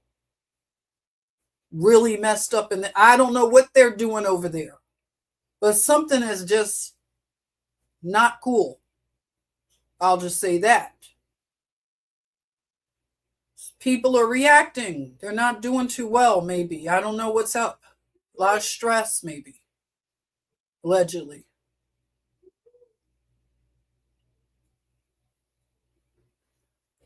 But Scientology factors into this. And I told you earlier something going on. Young people are starting to expose Scientology in a way that we've not seen.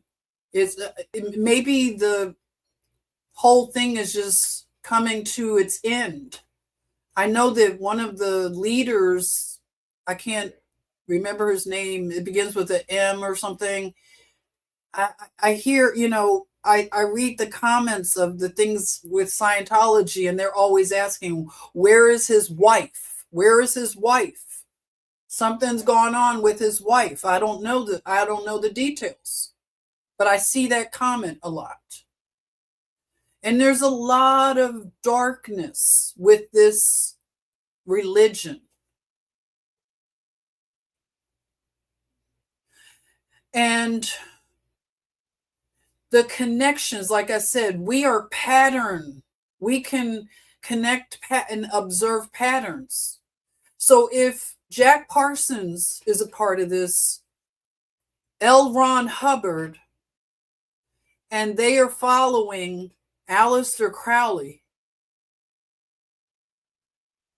I mean, do we have to gaslight ourselves and try to act like this doesn't all connect? They're trying to have rituals to have a moon child or moon children. I think we could probably point to a few people that might be what they call moon children. These are children that are conceived through sexual rituals. The sex magic that Aleister Crowley taught and disseminated these rituals to be followed.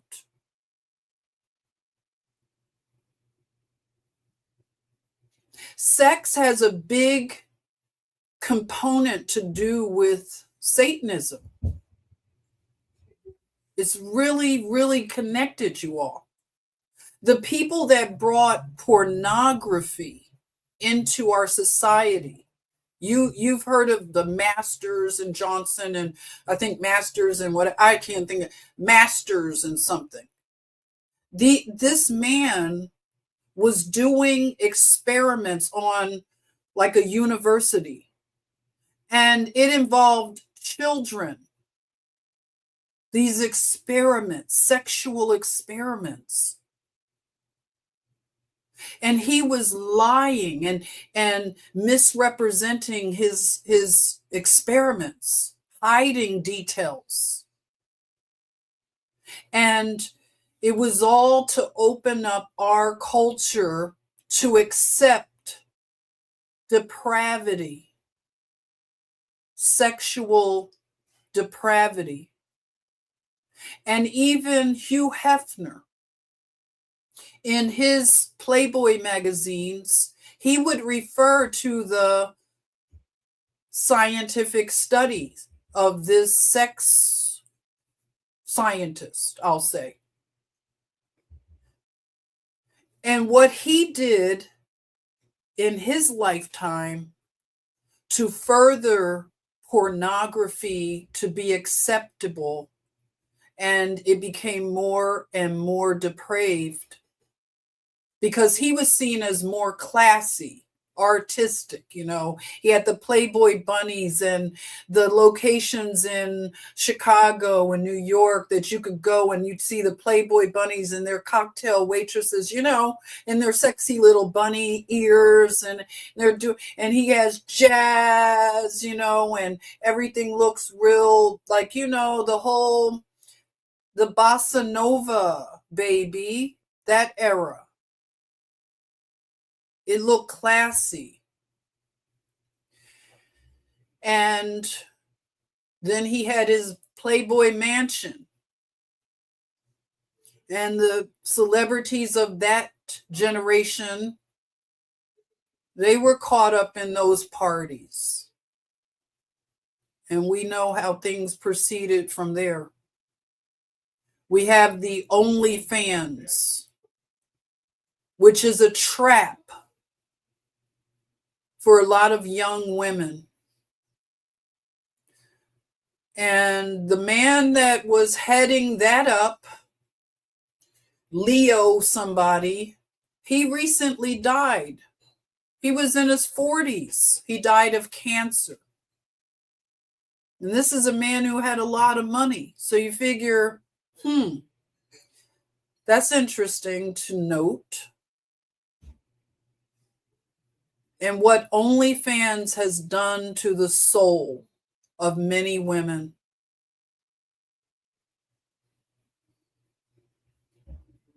And how it has opened up our society to accept so much depravity.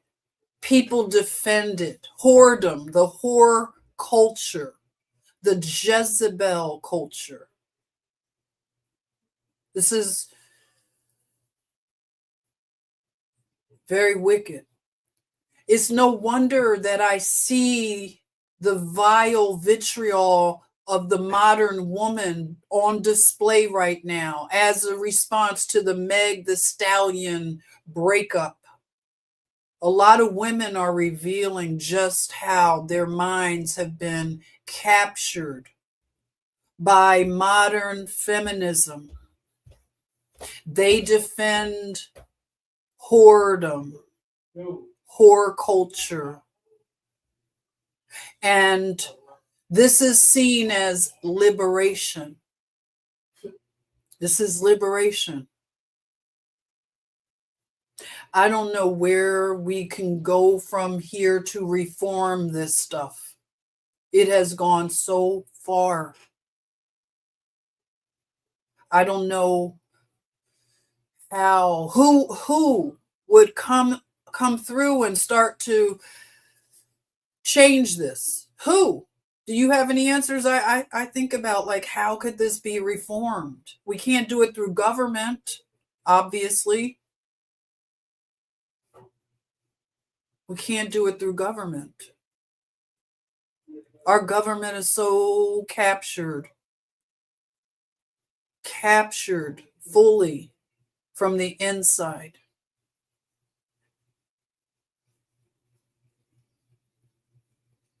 So how?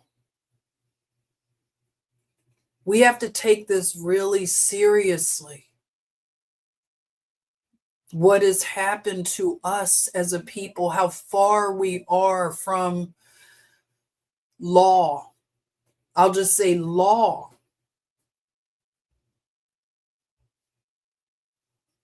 I again have been around some of the most wicked people, outright Satanists. I have been in their midst. I have faced many demons.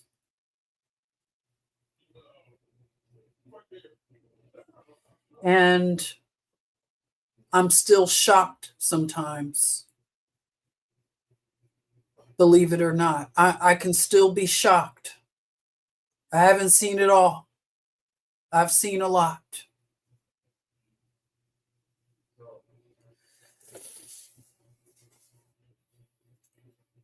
And I've been able to slip right out of the grips, you know. And I thank the Most High for pulling me back from things that could have happened. Yeah, I could have been a yacht girl when I was a model over in Italy. I think about all of that. I was invited to go on yachts and sail the Black Sea with playboys or whatever. It's like, no, thank you. I was there working my little job, my little showroom job, 9 to 5. I'd come home and make my little omelets or whatever, eat my cheap food that I could find. But I stayed out of the fray. Again, invitations to go up levels. I can't imagine what it would have happened if I became a yacht girl back then, back in the 80s, the late 80s, a yacht girl. Where would I be? Probably in the ocean. I probably would have wound up in the ocean.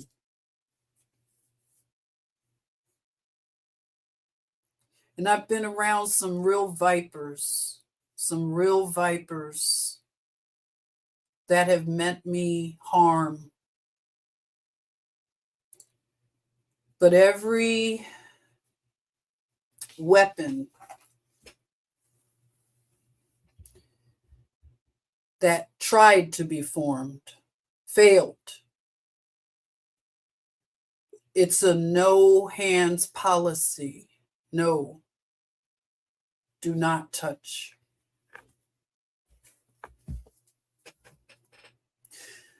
And I want to continue talking about some of these things because as they come to me, I just want to share them. Like I said, a thought experiment in some ways.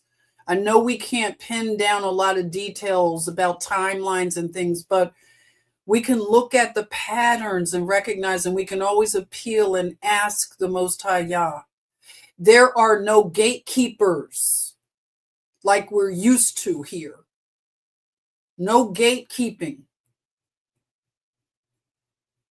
It is whosoever.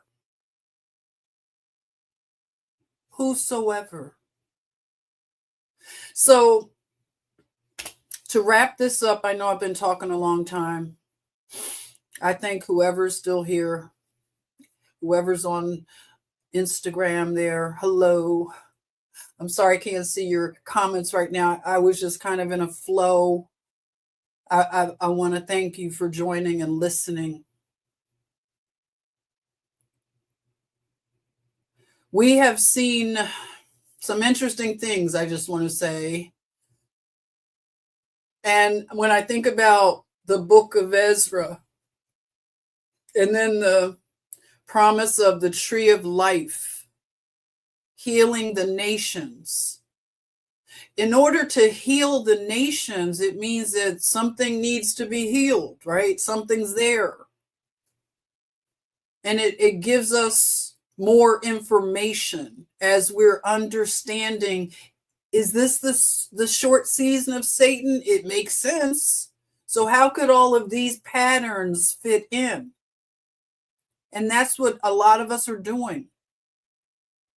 We're figuring this out together. We're praying, we're seeking with real earnestness to understand. I really want to understand. And I just, it's something that is exciting to me. I'm really excited about it. Excuse me. I'm still here. You know, me and like I said, I wasn't trying to cry, but I did get a little emotional today. I had my moment. Much dragon love. Much love to you, 420. Love you.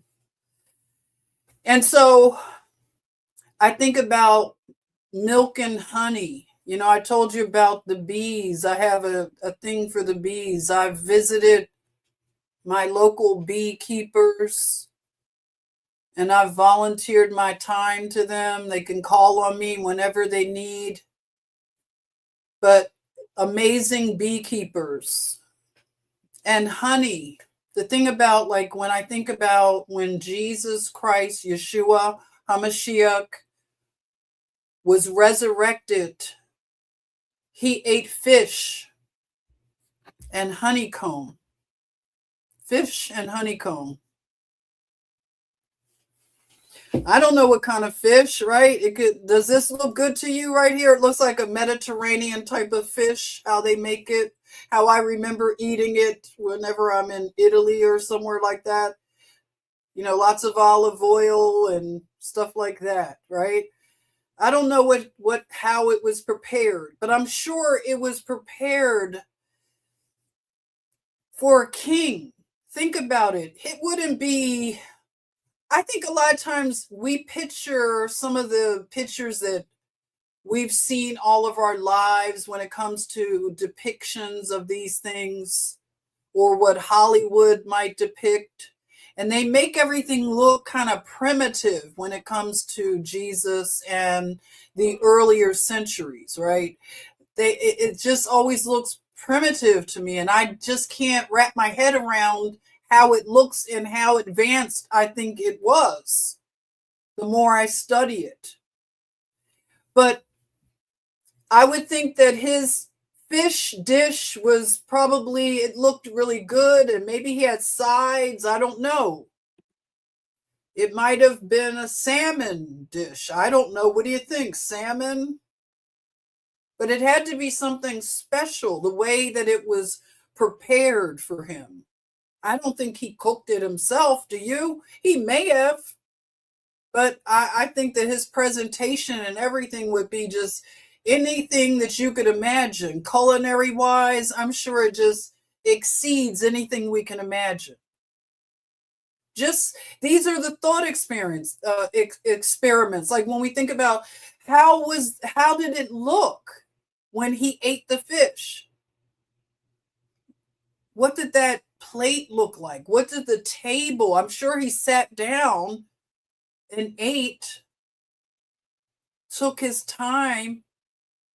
How would you prepare it if you were so honored to make his meal a fish meal?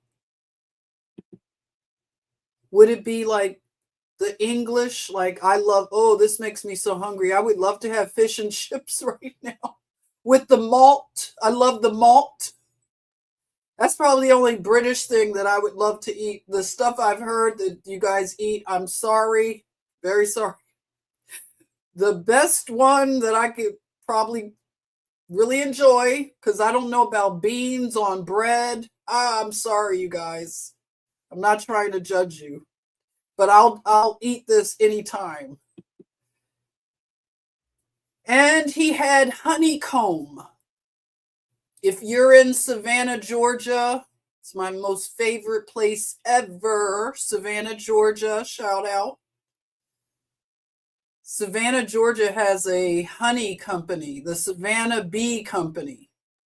And they have really nice honeys. Oh my goodness, you can get the honey with the honeycomb in it. Who eats honeycomb out there? Who likes it? I love it. But yeah, you can definitely enjoy honeycomb, but our Savior, our Messiah, had honeycomb and fish. And I just find that just amazing. When you think about beekeeping, even. And you know, the thing about fish, let me read a note that I wrote.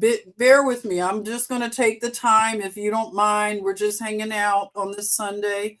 All right, let me tell you about something I wrote earlier about the fish and the honeycomb. And just thinking about it, it was just something beautiful, okay? I'm getting to my note, okay?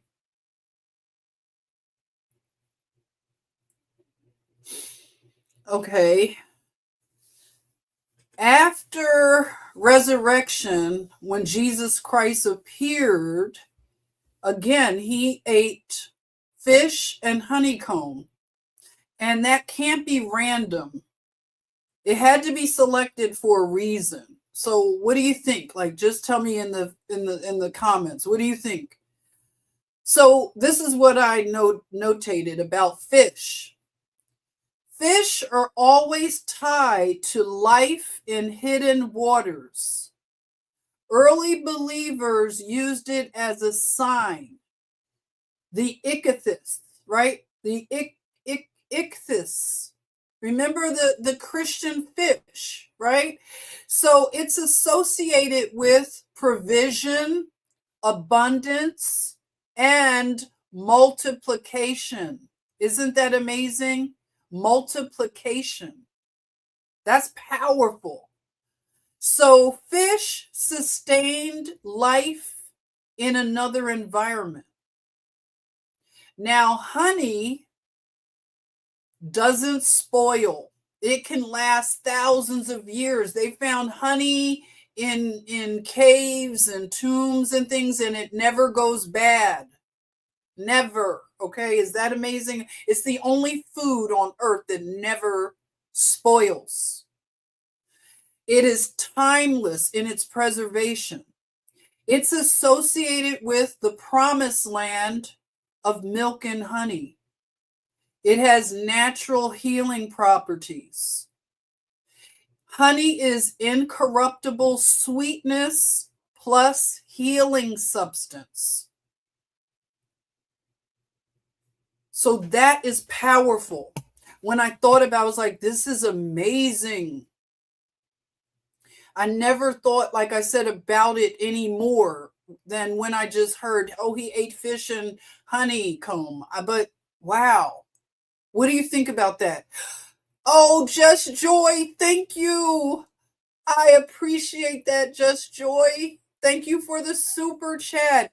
Love you, Jen. Keep being you. Oh, I love it.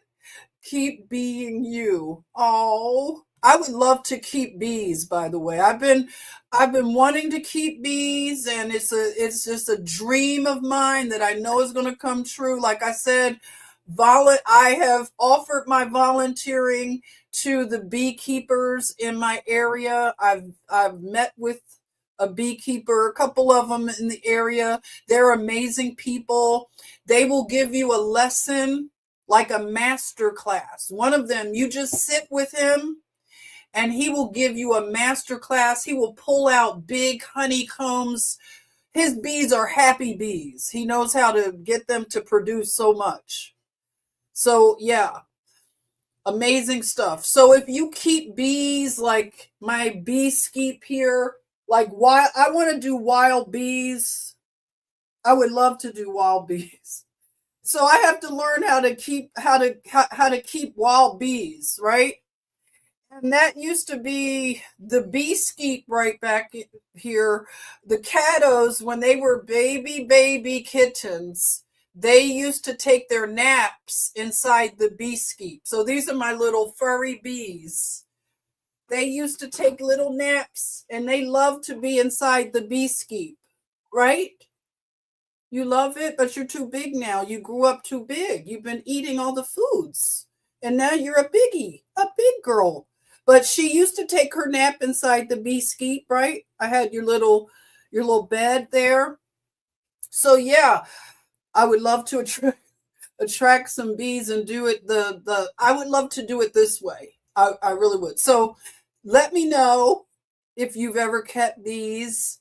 And then you've heard of these units that it's all enclosed, very easy. This might be seen as cheating, but I think anything you would do would be amazing. And you could have lavender flowers all around and just have a paradise for your bees. I know my great grandfather who lived in Americus, Georgia, he had a flower farm. My mother told me he grew the most amazing flowers. And I thought it was so special, like, having a flower farm.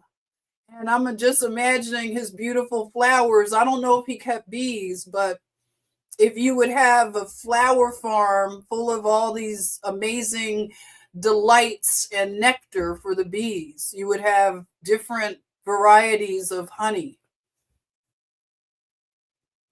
And this right here, I wanted to show you. I was amazed at some of the elaborate honey, beehives. And this is a royal beehive on some of the grounds over in England. Does that look amazing? Royal beehives. Let me give you a better look. Look at that. Gorgeous. Let's look at, and some of the beehives are built into the architecture. It's like amazing. Look at this beehive here. It's in front of a church, and it is a church architecture structure. That would be amazing if every church had beehives, right? And they just gave their members honeycombs and honey, right? Wouldn't that be something? Every church have beehives, honey beehives. And this is amazing. Look at this. This is like the Russian architecture. I have a little bit of I guess I love a bias towards Russians and Russian culture, Russian people. I've always loved Russian people. They've always looked out for me in special ways. You can't make me hate Russians. Sorry.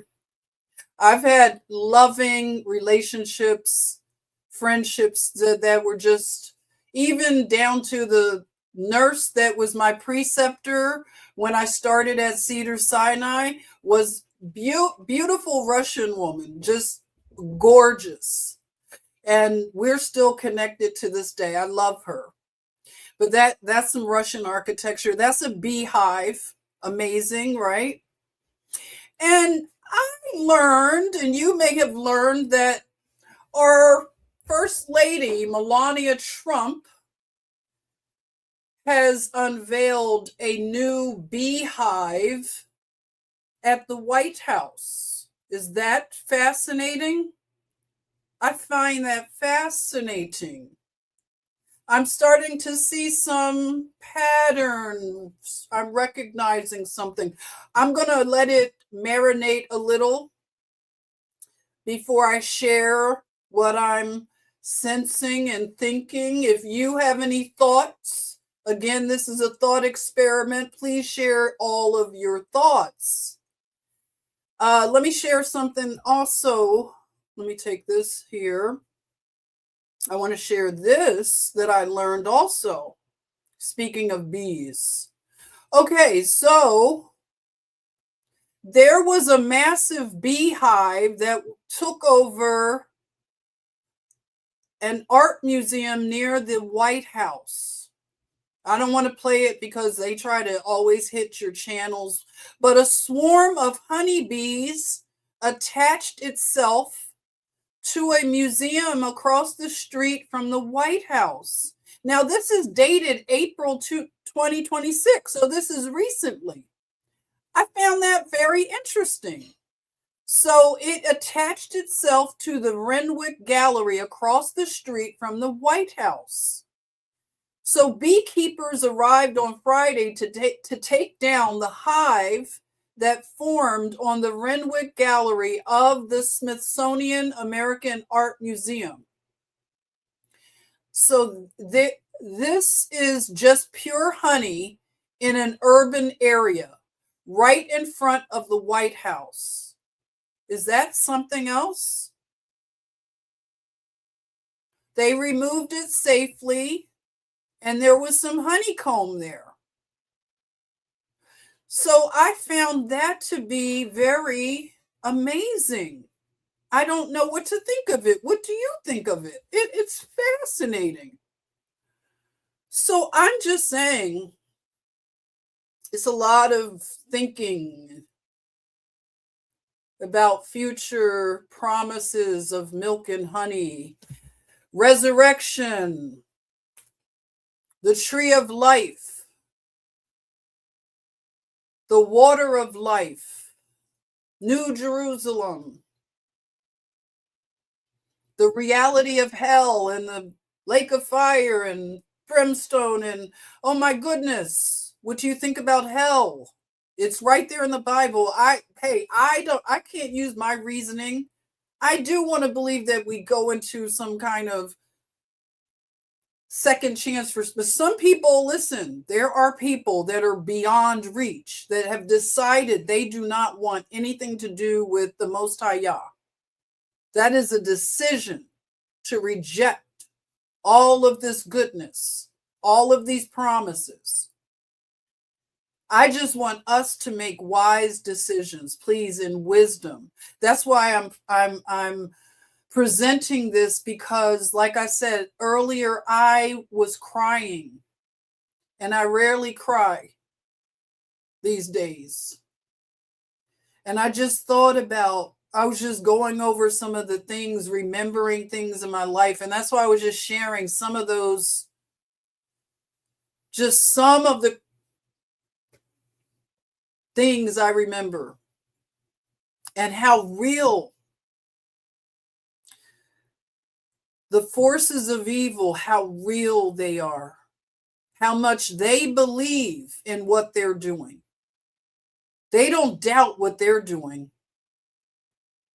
They're really, really serious. Some of them are really bought in all the way. And where do we stand? We all are facing our own death. And do we count our days? Do we measure our days? Do we think about these things enough?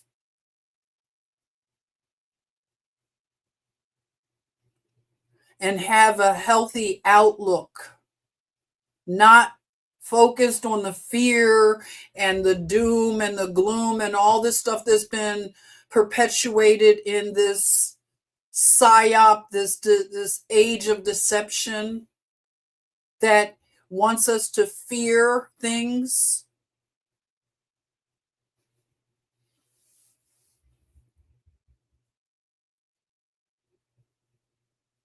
But we have some decisions to make, a lot of us. We have to do our research and we have to seek and find.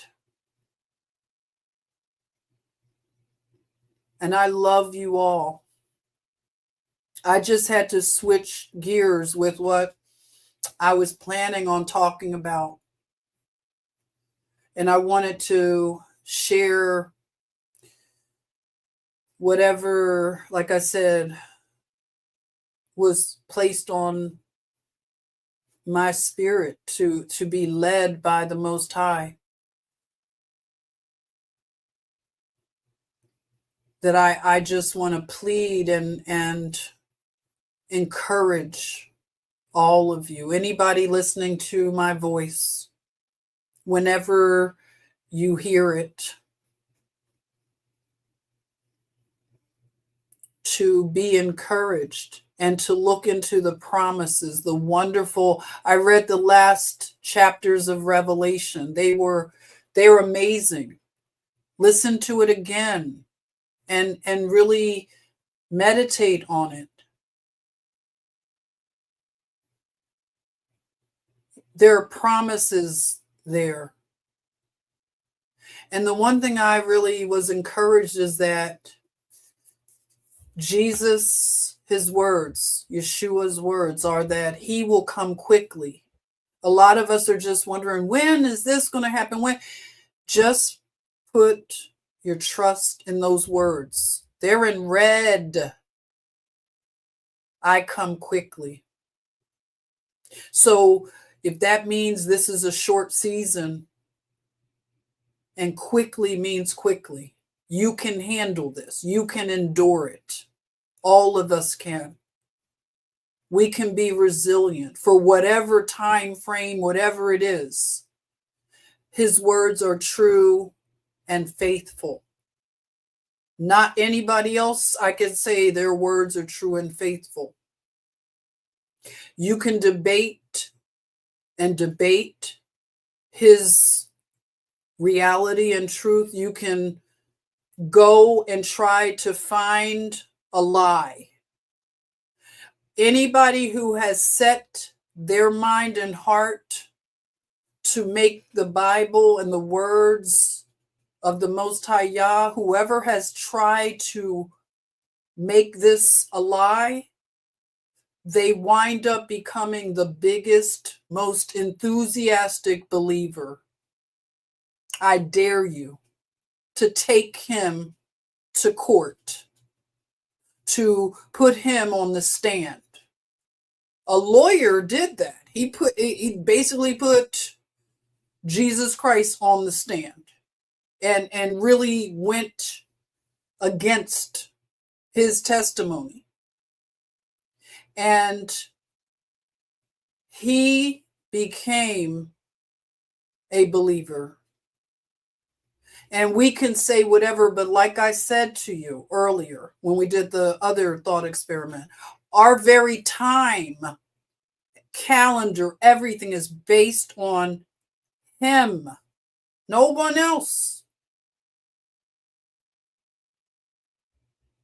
Yeah, of course, we have the names of the weeks that are named after what the Greek gods and all that they want to say, but that was the perversion that was done to our culture. But everything in terms of time is based on his birth, his death, and resurrection. Is all there. AD, BC, AD, whatever. It's all based on him. And that should tell us something.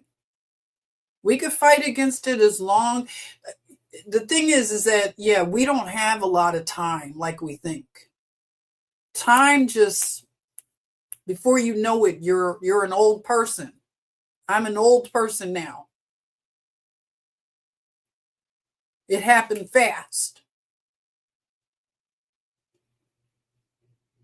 I just want people to use their time well. Use your time well with wisdom. Please.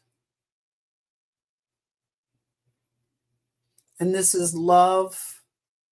And I'll come back and hang out with you again. I'm continuing the rewind of the years we're getting into the next year, 2011. I'll let you know when I do that, because that's 60 years rewound that we've been doing. And we're really almost at the end of that retrospective. And I believe this 60-year window, there's a lot to understand in terms of time. A lot happened. We had the 1965 Immigration Act. We had the Civil Rights Act. A lot of things. And just before that, we had the assassination of JFK.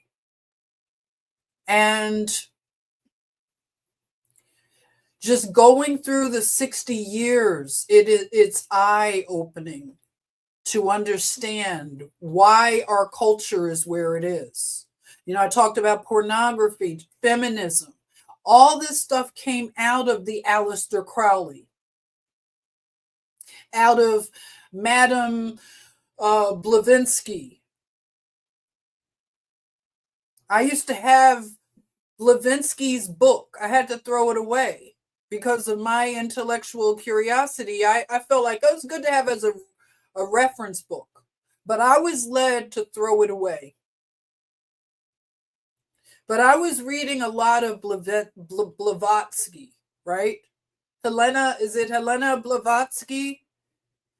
And then you have Alice Bailey. I never read Alice Bailey. She was an out and out Luciferian. But these women, they created the earlier feminist movement that's become this monstrous movement of mental illness that has plagued the minds of modern women and turned them into rage demons that hate men. And just have destroyed things, destroyed so much.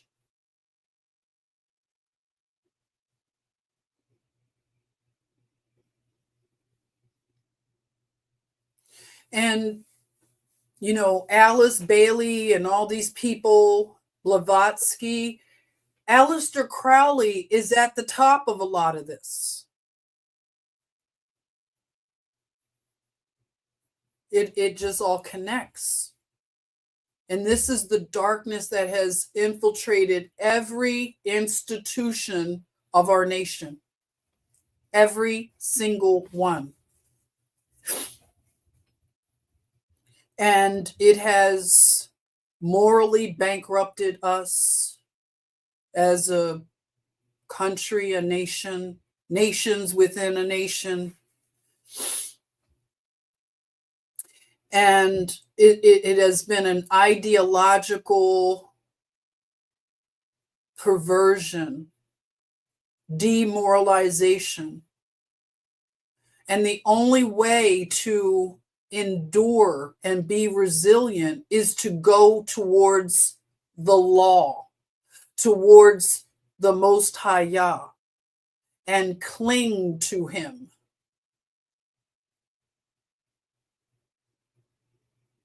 And find the due north, and have a moral compass, a conscience that isn't seared. Some people have a seared conscience.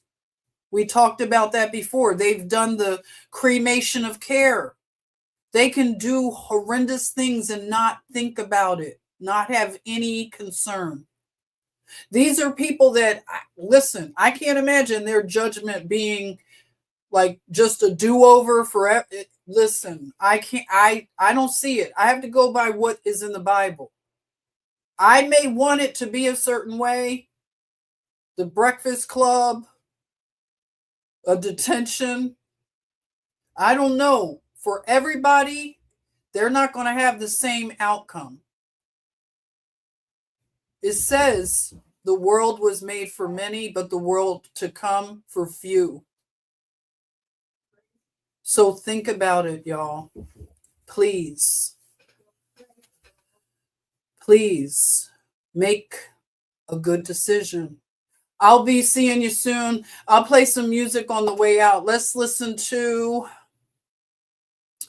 the Black Sheep, because I know a lot of you are black sheep out there. You stand against the in crowd. You're a little bit quirky or a lot quirky like me. You're just who you are. You're kind of like a child at heart. A lot of people don't like that because a lot of times people that are more like a child at heart, they can access that child's heart that they had.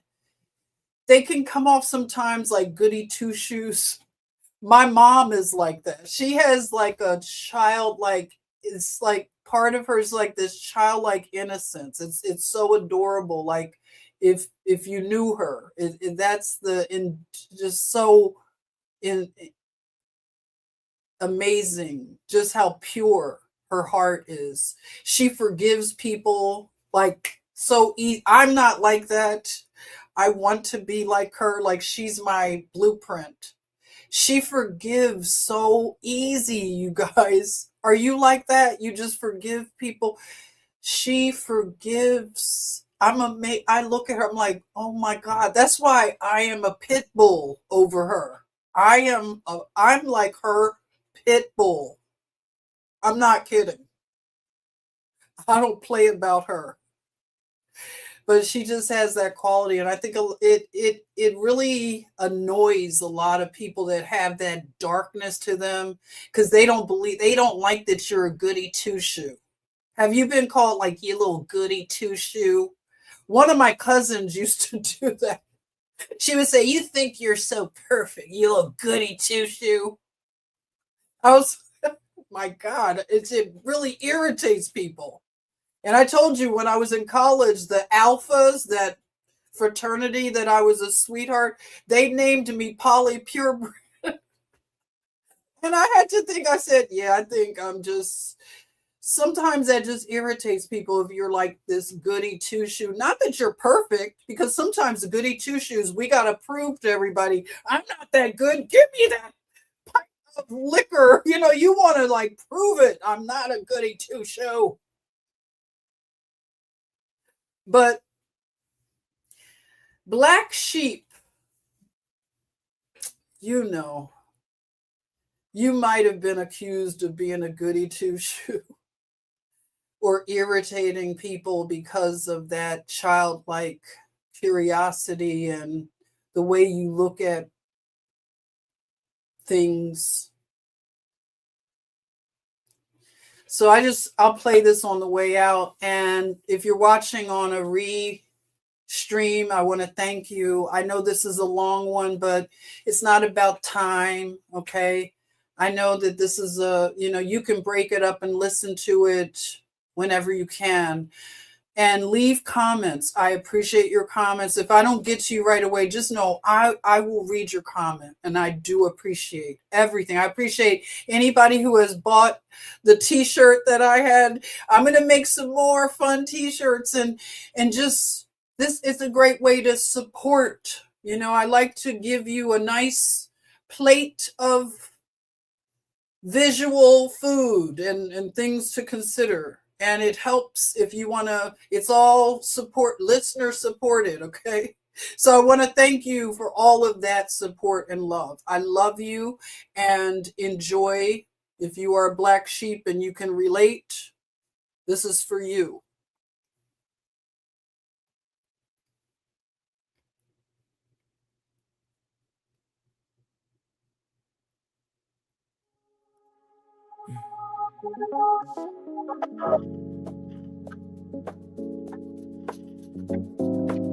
They counted me out.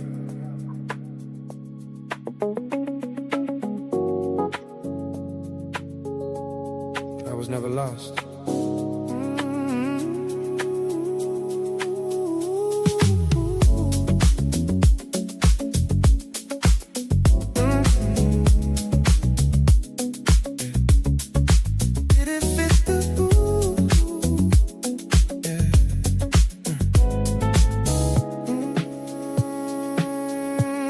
Fit the mold, never moved that way. Try to box me in, I just broke the frame. Different kind of rhythm in my DNA. Now I walk it out, I don't gotta explain.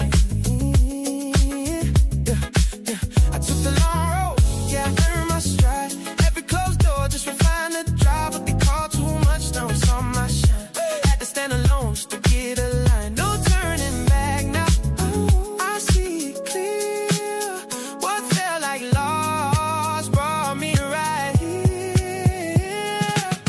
Black sheep, still I rise. So no need, no disguise. Every scar, turn a light. Now I'm living in my right. Black sheep, feel the beat. Strong heart, steady feet. All that doubt, out of reach. Now I move how I'm meant to be. Didn't follow crowds, I was built to lead. Quiet in the storm, that was strength in me. Now the air feel clean, I can finally breathe. Everything I needed was underneath. Let it play out, I don't rush the pace. Got a different kind of time and I embrace. All that pressure turn to open space. Now I stand tall in my rightful place. Let it ride.